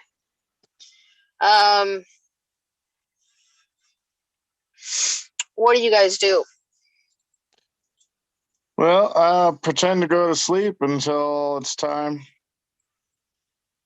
Okay. Since you don't know when it's going to happen, do you guys want to take shifts? Sure. Like have one person actually, because it's going to take a while. We don't know. You don't know when it's going to happen. It could be like in the next 30 minutes after, lights out, or it could be early as 6 a.m. You're going to be up for a while. So, like... Yeah, we'll do a split. All right, who goes first? I'll go first. Okay. Ginger, roll a perception check.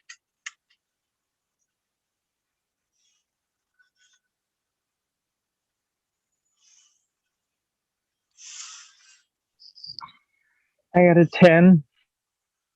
Okay.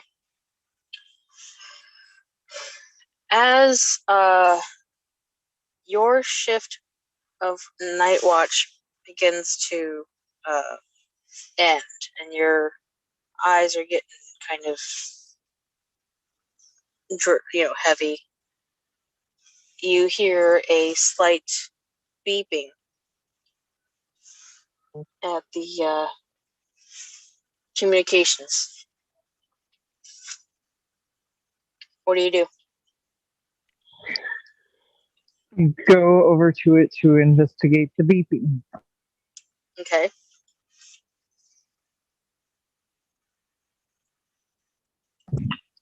Uh, pull up my SIM card, see if there's any notification on that. No response. Okay, then I wake up. Oh Lord, I think Sarndell, Yep. and let him know about the beeping sound. Okay. All right. Well, after waking up, I check the screen to see if it says anything.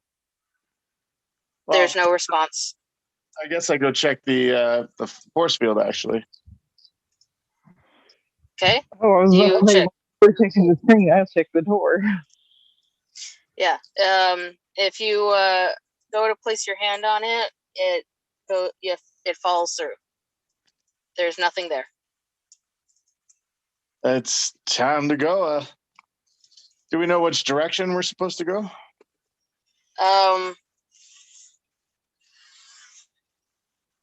At this point, with your hand going outside of their cell, you hear a psst, psst to the right. All right.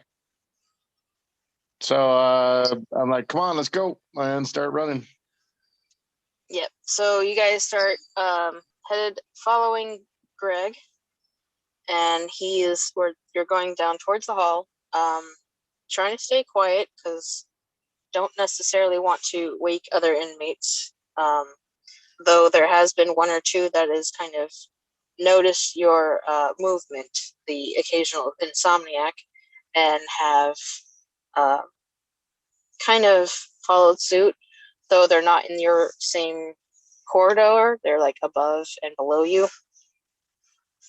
So it's a handful, not a lot, but considering the number of people there, that it's a small percentage would have noticed. As you get down closer to the end with the door, you hear a nasty scream.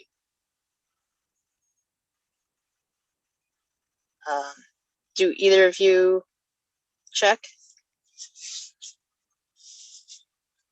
Yes. Okay. Roll a. You'll have to do a perception check because this is far. Sure. See how far. See if you can see it. 17. Okay, Ginger. I am more worried about getting out. So you don't even check. Okay. That scream you hear when you turn around and you look, it's down in your corridor. There is half a man hanging out of a cell. Yeah. I guess the force field's turned back on. He is mostly alive and okay, but he's lost 60% of his arm and probably 80% of his leg. The rest of it made through. The other half got severed off. And because of that scream, a lot of people woke up. All right. And well, we keep running. Greg was like, shit, damn it. That's a little too soon.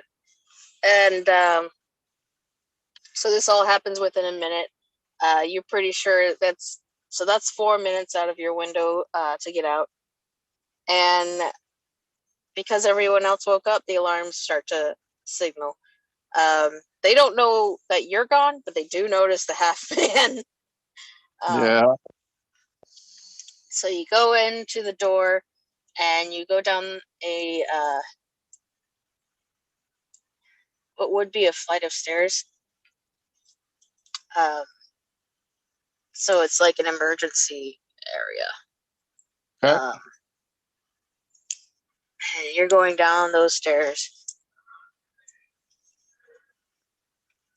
and you hear voices above. There's some in the corridor. Shit. And there are people following you, going down, headed towards you. Yeah, Greg has the same reaction. Like, damn it. We're almost there, though. Don't worry. We'll get there. You get down to the ground level, and he opens the door slightly to take a peek, see who is around and whatnot. It is another. Well, it's very familiar because it's one of the hallways that you went down to get to the cafe, but Okay. it's on the other end of the cafe. Right. And there's a few other hallways to go down. There's one to the left, one to the right, so it's like a T area.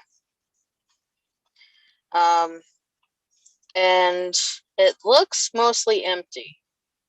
So he's gonna take a risk and gonna go down into it. He's like, I'm gonna go into this. Oh, excuse me. Sorry. I don't know where all these burps come from. I haven't eaten anything. Okay, so you guys go follow suit through the door, and he's like, I'm gonna go get the portal gun. I need you to lose these guys. Because it's gonna take at least a couple minutes to activate the gun. Okay. So you're gonna have to be the detour. Or not the detour, the distraction. Yes. I need you to lose these guys. Okay. So he goes down the right corridor, and then there's another hallway. He makes left, and then he looks back. He's like, meet me back here. Because he was like, shit. Meet me back here. All right. How many paths are there to take? There's a few, but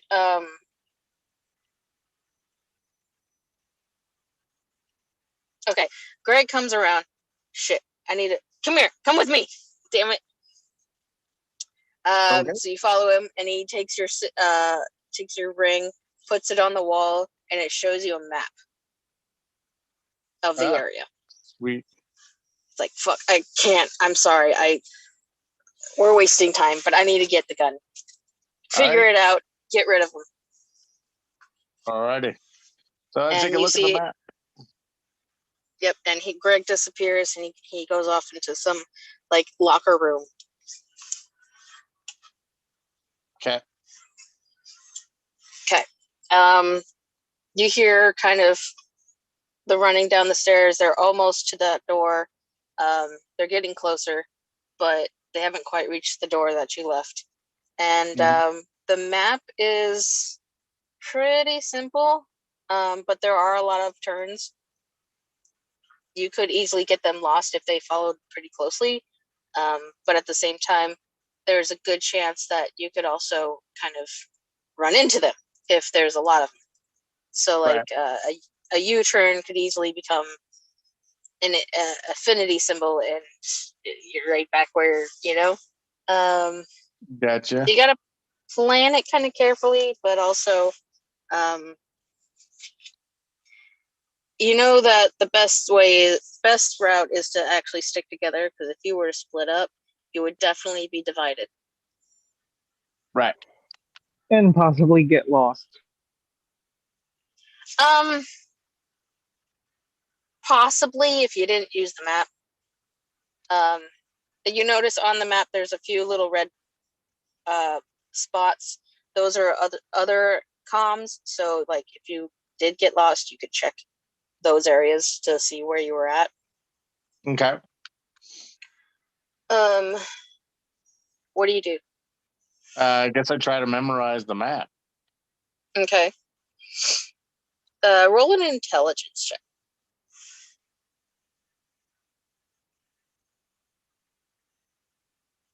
12.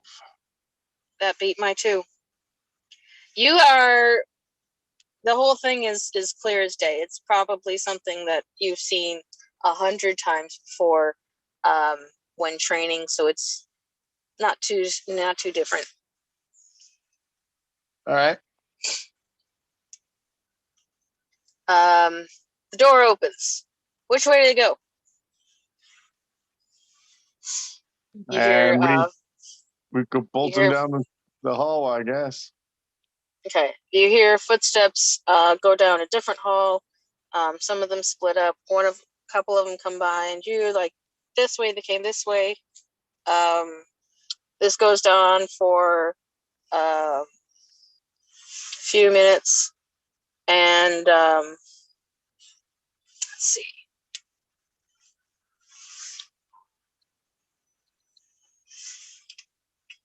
Greg sees you pass by one hallway. He's coming out. He's got the gun. It's this giant thing. It compasses his whole arm up from his fist to his elbow and a little past. He's coming after you. And there are 2 guys that happen to go the opposite direction of the rest of the crew.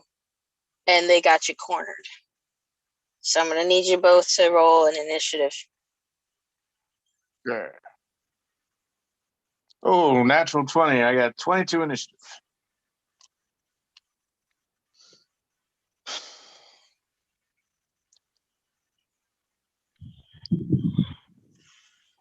One. Oh my goodness. The app was good to me at first, but now it hates me. Now it hates you. Mhm. Well, you're in good company because one of the guys rolled a 4.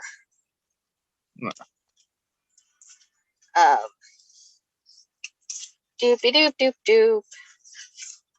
What is your action? Because you rolled the highest, Chris. Uh-huh. I know what the soldiers look like, right? Yep, they look just like the guys that were on the airship. All right. And they have have they seen this already? What? Have they seen us already?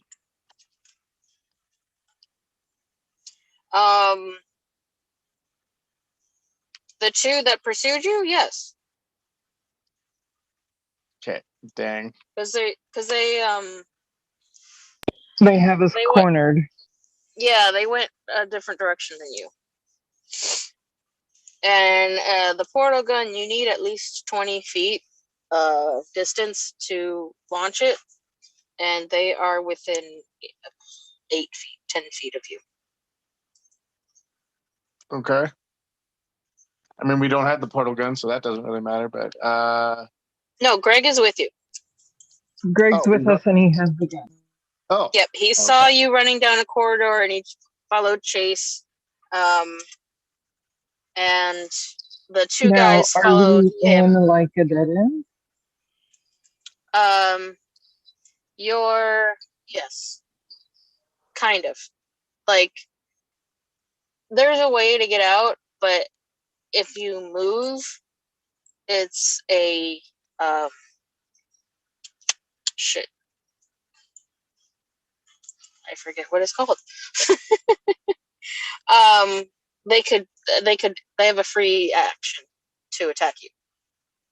So like they chased Greg, and Greg joined you, and they weren't far from you, and like the area that you're at is kind of a corner, so you could go down the next area, but at the same time you also risk running into the other group, which there's a lot more Right. than just these 2.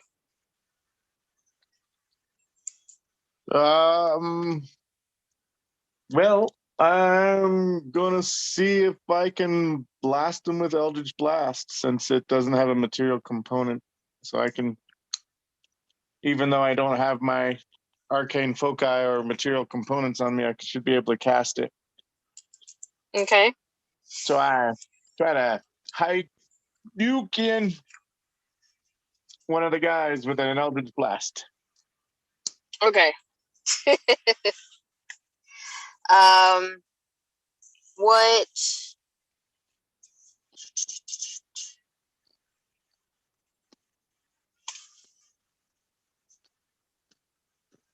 It's a D20 for that, right? For resisting.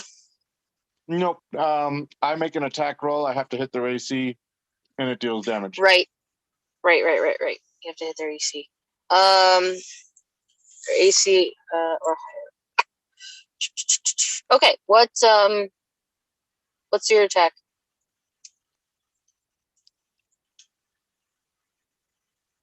Their AC. 15. Their AC is 10, so you hit. Oh, geez. They don't have any dex or armor on? Crazy. They are guards, basically. Oh, wait. Oh, I was looking at the wrong character. Shit. I had a mage NPC. Sorry. Yeah. It still lands because they're at a 13. Sweet. All right. So that does a D10.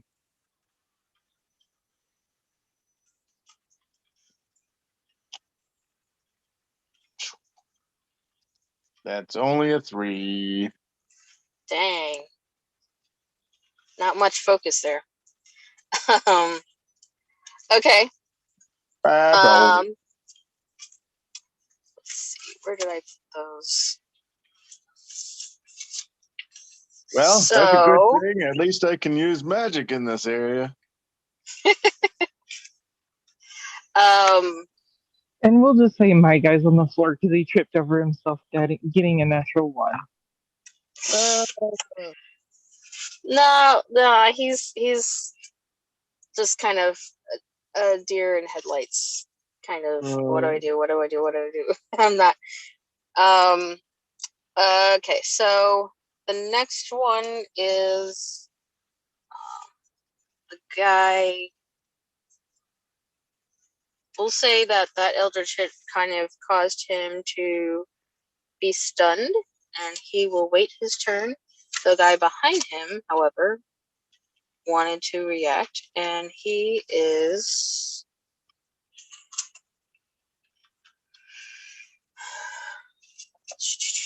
he's gonna roll. It's gonna be a basic attack.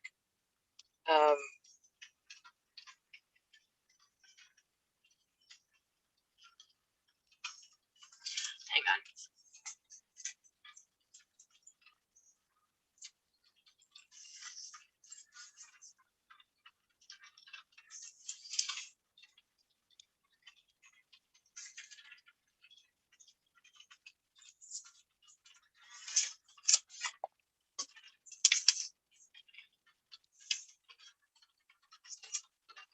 Okay, so he's got what would be the equivalent of what we have is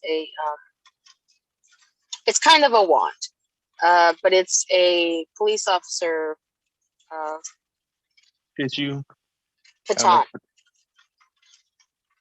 It's a police baton, and yes, it's a smacky stick. And it is electrically charged, but he can also so he can hit you with it and taser you, or he can use it as a weapon and shoot basically electricity at you, which does the same thing, kind of like mostly supposed to stun you, but at the same time it can be held longer. So it's going to be basically a lightning bolt, essentially.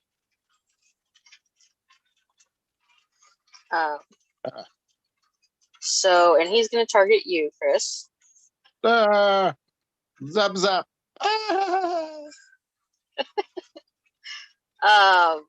Oof. And that got a natural 20. Ow. Yes, but let's see what the hit points are.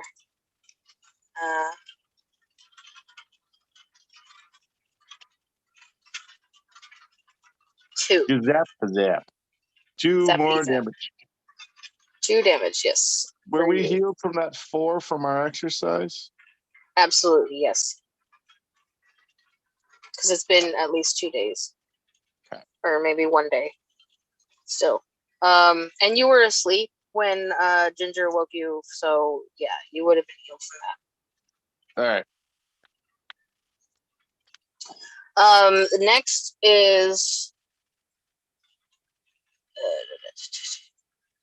next would be Greg, but he is fiddling with the Gun. gun.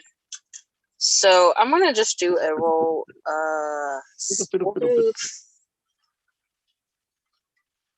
We'll do 3d6 and see what his success is for that.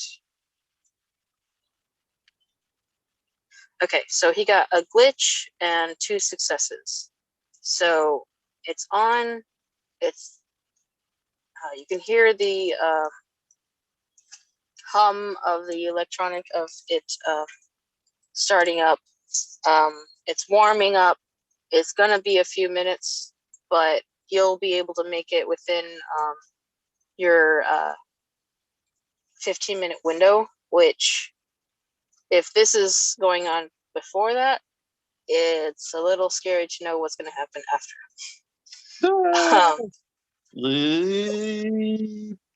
So basically what's going on right now is, I guess, a little more localized. We'll just assume. Anyways, so... And then there was the other guy, dude. Let's have him. What's his? So he also has a baton, and he's gonna attack you as well, Chris. No. But he is injured, and he does not get it to function the same way. It is. What's your AC? 8. Well, I guess I don't have my armor right now, so it'll be 12. Okay. Yeah. He throws it the same way, and at the end it just kind of sparks, but doesn't really go off. Oh, thank goodness. Whee! And Ginger? Is there anything that you do, your character does?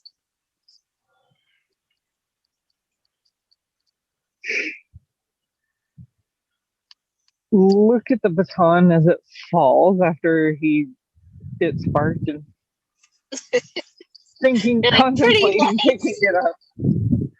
Pretty lights. More like I'm afraid to touch it.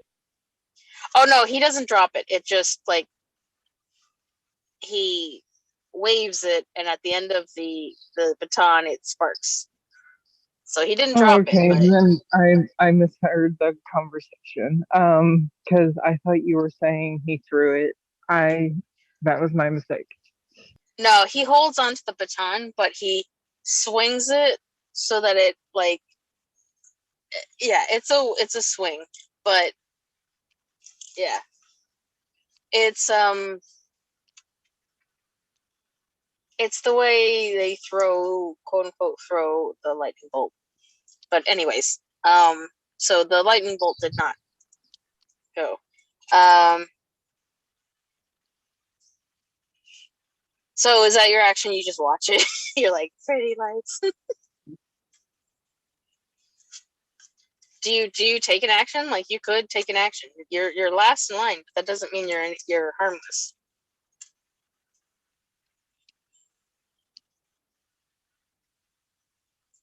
You go and attack.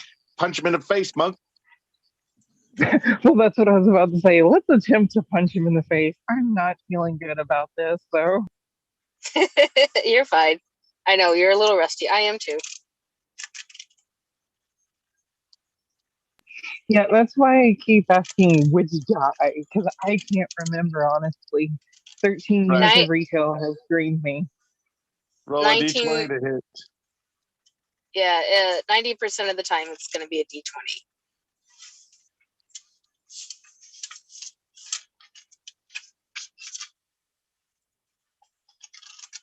So what is your choice? Do you attack? Yeah, I go to punch him. Okay.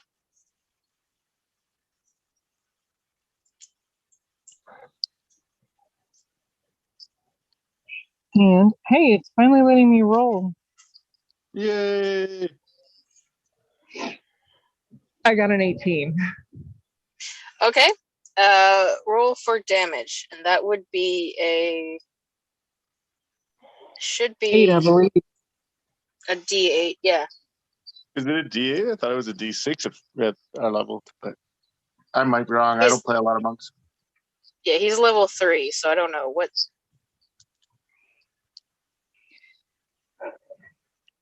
I believe it said it was a D8. Okay. That is fine.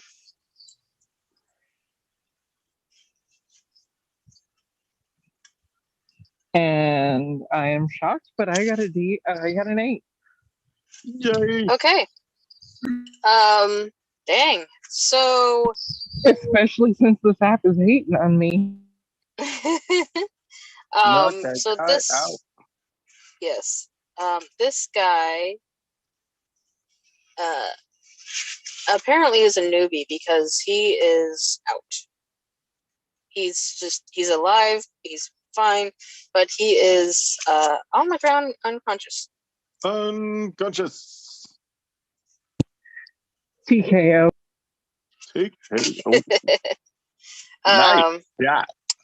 So we come back around to Chris. What is your decision? What is your action? I'm going to Eldritch Blast the other guy again. Okay.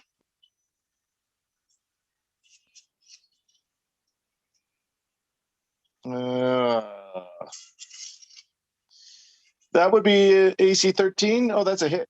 Yay! That is a hit. That is exactly what you needed.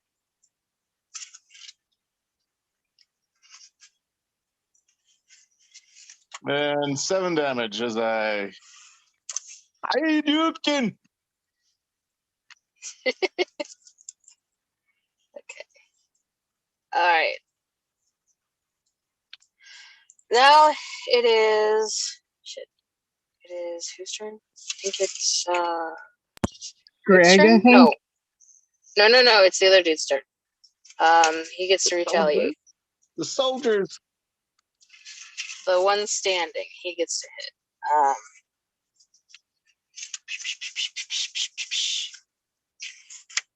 What is? I don't know.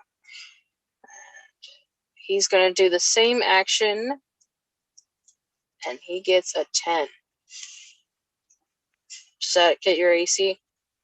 That does not. I definitely dodge out of the way. Okay, so he does not. And at this point, Greg hollers, oh, hang on, let me roll for that. Okay. He got 2 successes and 1 not quite such a glitch. So you hear it rev up even more, and he's got it going, and he aims at the soldier. And the soldier kind of looks down the barrel of the gun, panics, ducks as Greg pulls the trigger, and it lands on the wall behind them. So like, yeah, he wasn't quite facing down the hall. He was facing. But anyways, it is on the wall that is behind him, but it is also on the wall that is on the end of the corridor. So there is a couple of so when you guys came down this way, you had to come down from you made a turn and you came down to this area. So you're going back the way you came, but it opens up 2 more corridors. So you're going to be dodging a few things. As people see you running,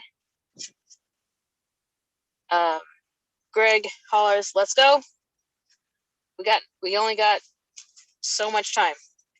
And he heads down towards the corridor, and people see, or the officers that were trying to give chase finally catch up and see him running through, and they start shooting their electric bolts, tasers. Yeah. Can we just jump through the portal? Yeah, no, that's what exactly is going on. He's running through and he's jumping through the portal. And both of you do the same. Yes, absolutely. Do me a dex check.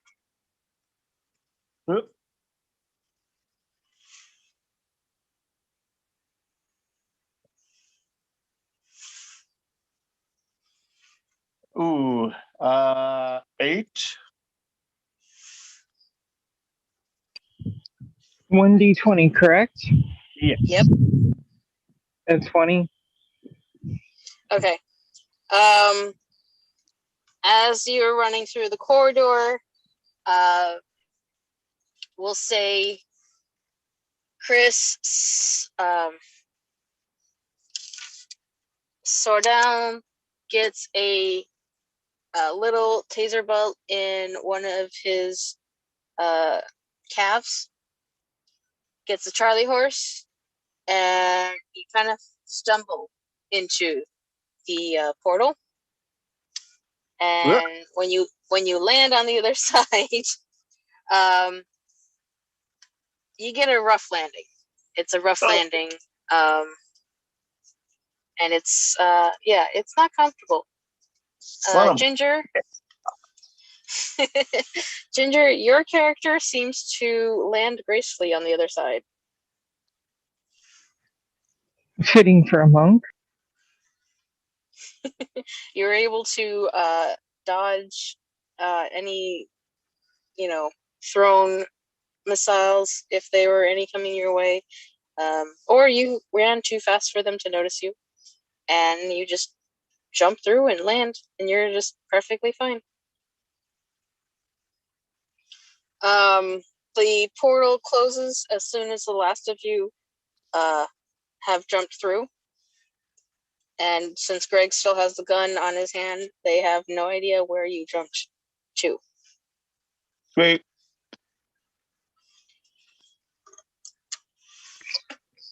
And Greg is standing there. Down to help start on up.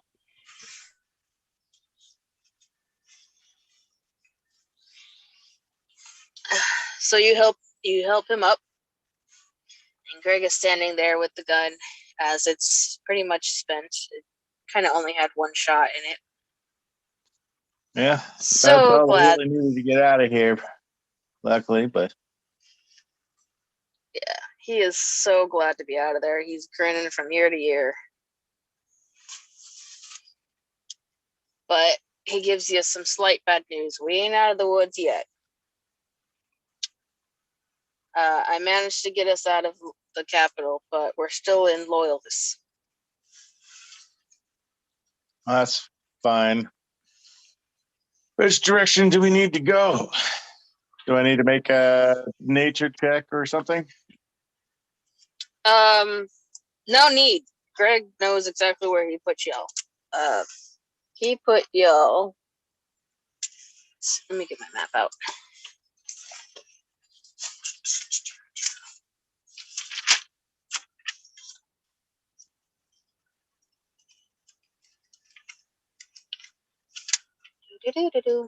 Where's my map?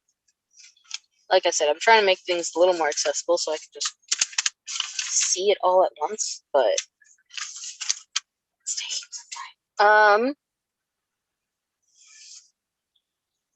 All right, so he put you a good we'll say 50 miles away from the capital, and just on the outside of a city called Ingtol. Ingtol. Ingtol. Ingtol. Yes. And unfortunately, a lot of the city-states are very much the same as the capital. So you're not necessarily eager to run into any town and get suited up. But at the same time, as far as you know, nobody knows you've escaped. And by this, they know people have escaped, but they have not yet assessed who. So you're safe for the moment, but as soon as they get everyone back in their cells and do a head count, they will know. And you're thinking there will probably be a manhunt out by lunchtime. Right.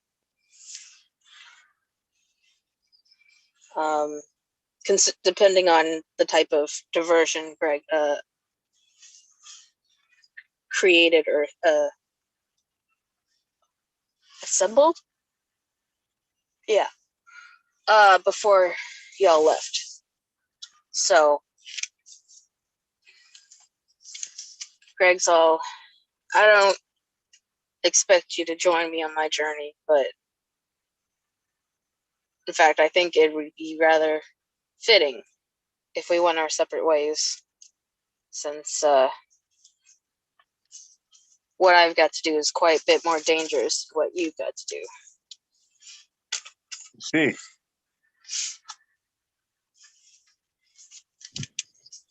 Plus, it would divide the forces searching for people. This is true. The only people who believe we are associated are the ones in that building. So if they track me and we were separated, you'd be safe. Or safer. Right. Okay. Not that I wouldn't enjoy your company or couldn't use your skills. But Well, I got nowhere else to go. Now we're fugitives, so I don't mind coming with you. this is true. This is true. He sits and ponders for a minute. Well, suppose I should let you know everything I've uncovered, if that were the case. Okay. But in order to do that, I need a comm to access, since all of my information is saved on my my own server. But in order wouldn't to access to that comm alert them to our location? You're exactly right. So we need new Sims, basically. Every single one of us. Because if we go in with the same Sims, they'll know exactly where we are. And the best way to do that is if we went into the... Man, I didn't think I was going to see him again so soon, but I guess I'm going to have to. He mentions to himself, or mumbles to himself. And he looks up at you two. He's like, we're going to have to make a trip to the city-state of Warfburg.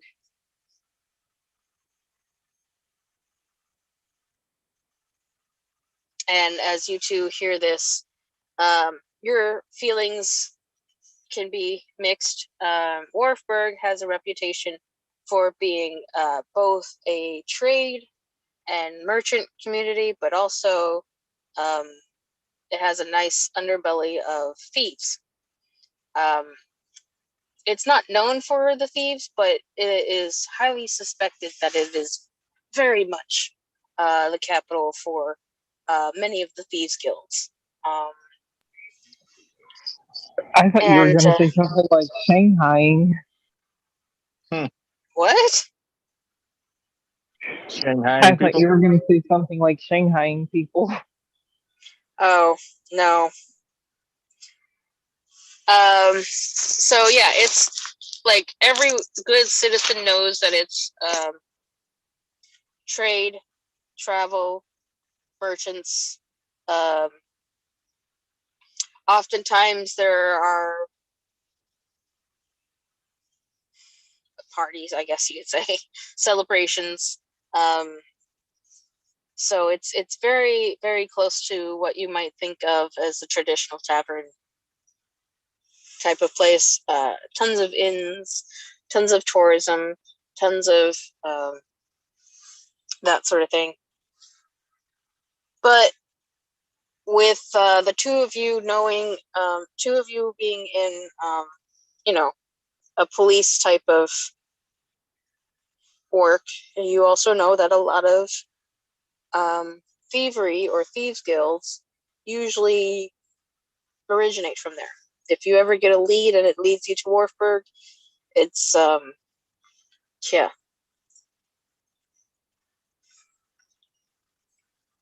But Greg is just kind of shaking his head. Never thought I'd be on the other side of that city state. Yeah.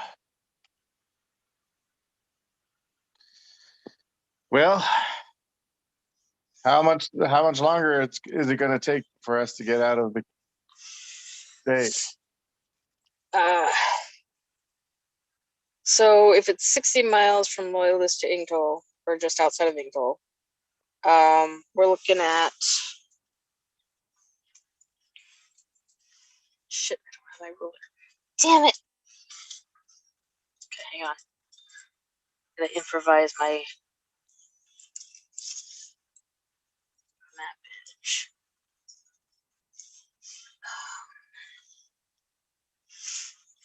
I think next turn I can do that. Okay. That was a weird feeling. My wireless ear set did a little gurgle bubble thing as it moved out. It got kind of loose. That was weird. Uh-huh. It's just not expected. Okay, you're 60 miles out, but you're also a little bit further away from the border than Loyalist is. So kind of went in the wrong direction, but also like, I don't know, good or bad, it was a direction. Okay, so you're looking at 1, 2, 3.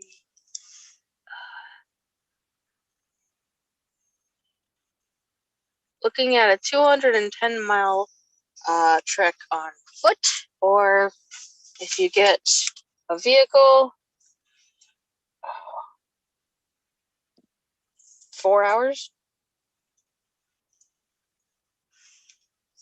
So, what is that on foot? Just curious. I'm looking up on maps. 4 hours walk? No, it's a 4-hour drive. 4-hour drive. So, like, yeah, if you were to go like 60 miles an hour on a highway, it's a 4-hour drive from where you're at to the border of Warfburg, which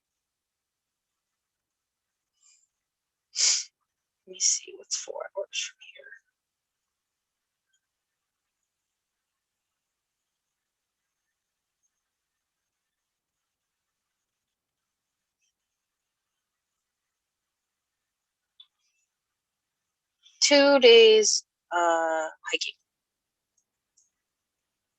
Okay. 2 days with the hike. Yes. 2 days walking. So what do you guys decide? What do you prefer? I think walking would be the safer option because of possible surveillance on roadways. Can they track us by our Sims right now? No, you're not connected to a grid. Okay. If you decide to hook up to a grid, yes, they would be able to find out where your location is. Okay. You Would it can do record wire. anything you're looking for, or would it just record the location? Think of it as like in the sci-fi shows where they are trying to track someone. The longer you're hooked up, the more information they can get.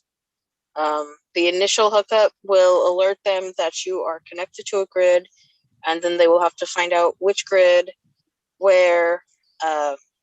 So let's say if you were in the state of Loyaltus, they would be able to find you probably within 10 minutes. Because that is their own server, that is their own grid. If you were to be in a completely different server, which there's multiple servers, there's layers within layers, but Loyaltus and all the Loyalist cities are connected, so there's less server jumping and there's less firewalls to get through, so they can find you faster there. Whereas if you're in Warfburg, their servers have to connect to Warfburg servers, and then they have to go through Warfburg's firewalls and get their permissions to just to find you. So that tacks on at least another 20 minutes. So yeah, 30 minutes to find you, and then another 30 minutes or an hour to find out what the hell you're looking for and what you're doing. Okay, so it wouldn't necessarily be prudent to, let's say, hook up to the network and look at an area other than where we're going in the opposite direction. Wait, what? Say that again? Well, hooking up to a comm is a distraction. Like, if it recorded the history and they searched through the history, let's say like Google history, it would show you looking for a certain place, let's say the opposite direction we were going. Oh, I see what you mean. As like it could work, but it wouldn't be like you would have to leave one behind. You'd have to leave a like my suggestion to you within working this world that I created. You could hook up to Loyalist. You could do a search for an area that's in a different direction, but honestly, you're kind of on the edge of the known civilization, or at least within this area. So going in the opposite direction, it would not make sense, because you wouldn't need a sim chip to go in the opposite direction. Well, I was meaning like, let's say we're going to Warfburg and looking at Zorak instead. I see. Okay.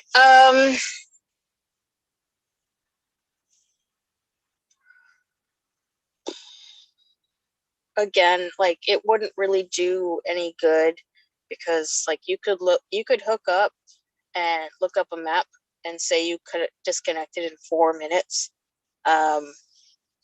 They could. You know what? I'm gonna pretend I'm Greg explaining all of this to you, because Right.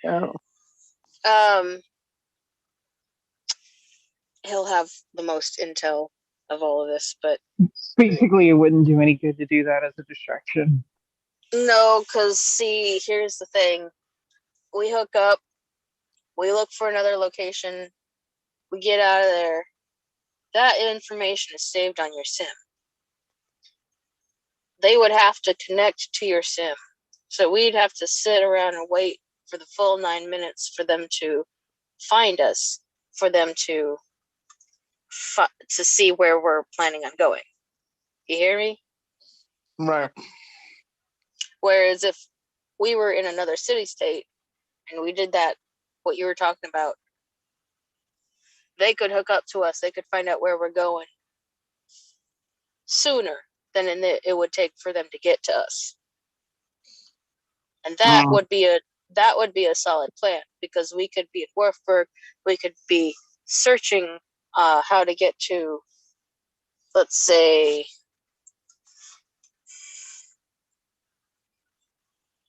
Ithros or something like that, and they would think we're going there, and they would probably go in that direction, but also send forces to Warfburg, where we're at, or at least where the last location that they saw us at. So, you're kind of, it's not bad. Good thought, bad timing. It's not bad, but it's not a great plan. Like I said, we would have to somehow hook our sim up and leave it behind. So we would have to not be in that location to confuse the hell out of them. Which, when we get to Warfburg, remind me of that, because we could definitely have something like that happen. I'll have to. Okay. But yeah, it's gonna be a long walk. Well, we better get started. Yeah, except we got no provisions. You've got the woods. I ain't a ranger.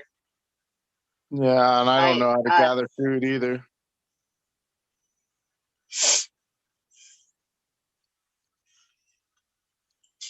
We're probably gonna have to hit up a small town on our way there.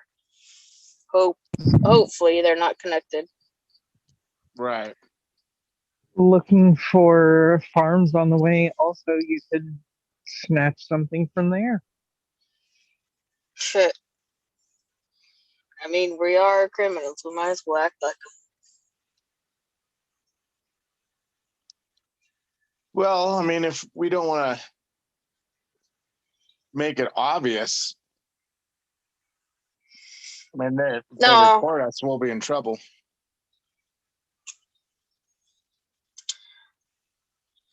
We'll see what happens. Maybe we'll come across a kind countryman, take us in for maybe some labor.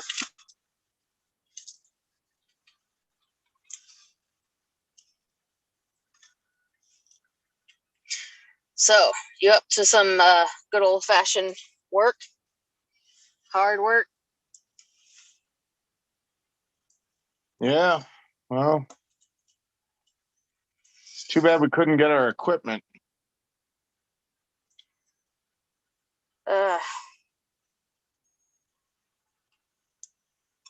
He shakes his head. He completely agrees. Maybe we'll get it back someday.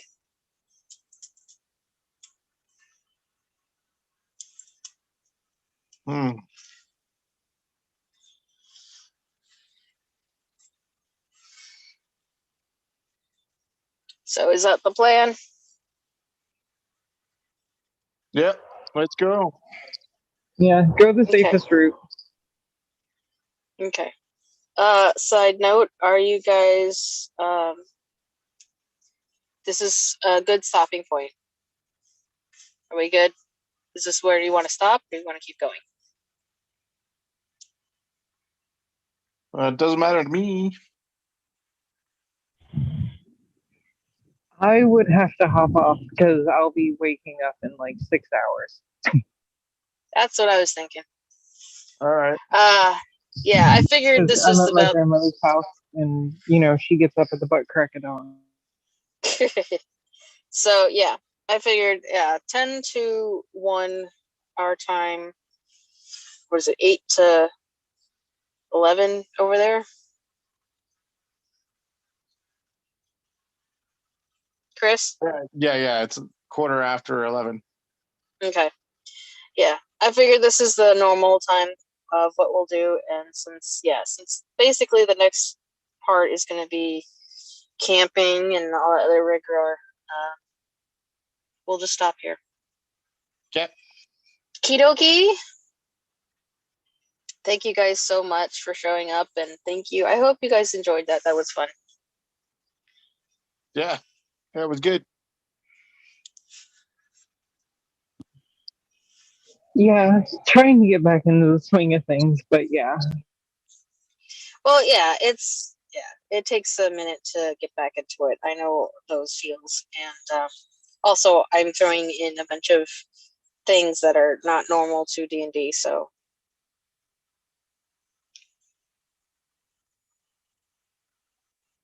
But Right. yeah.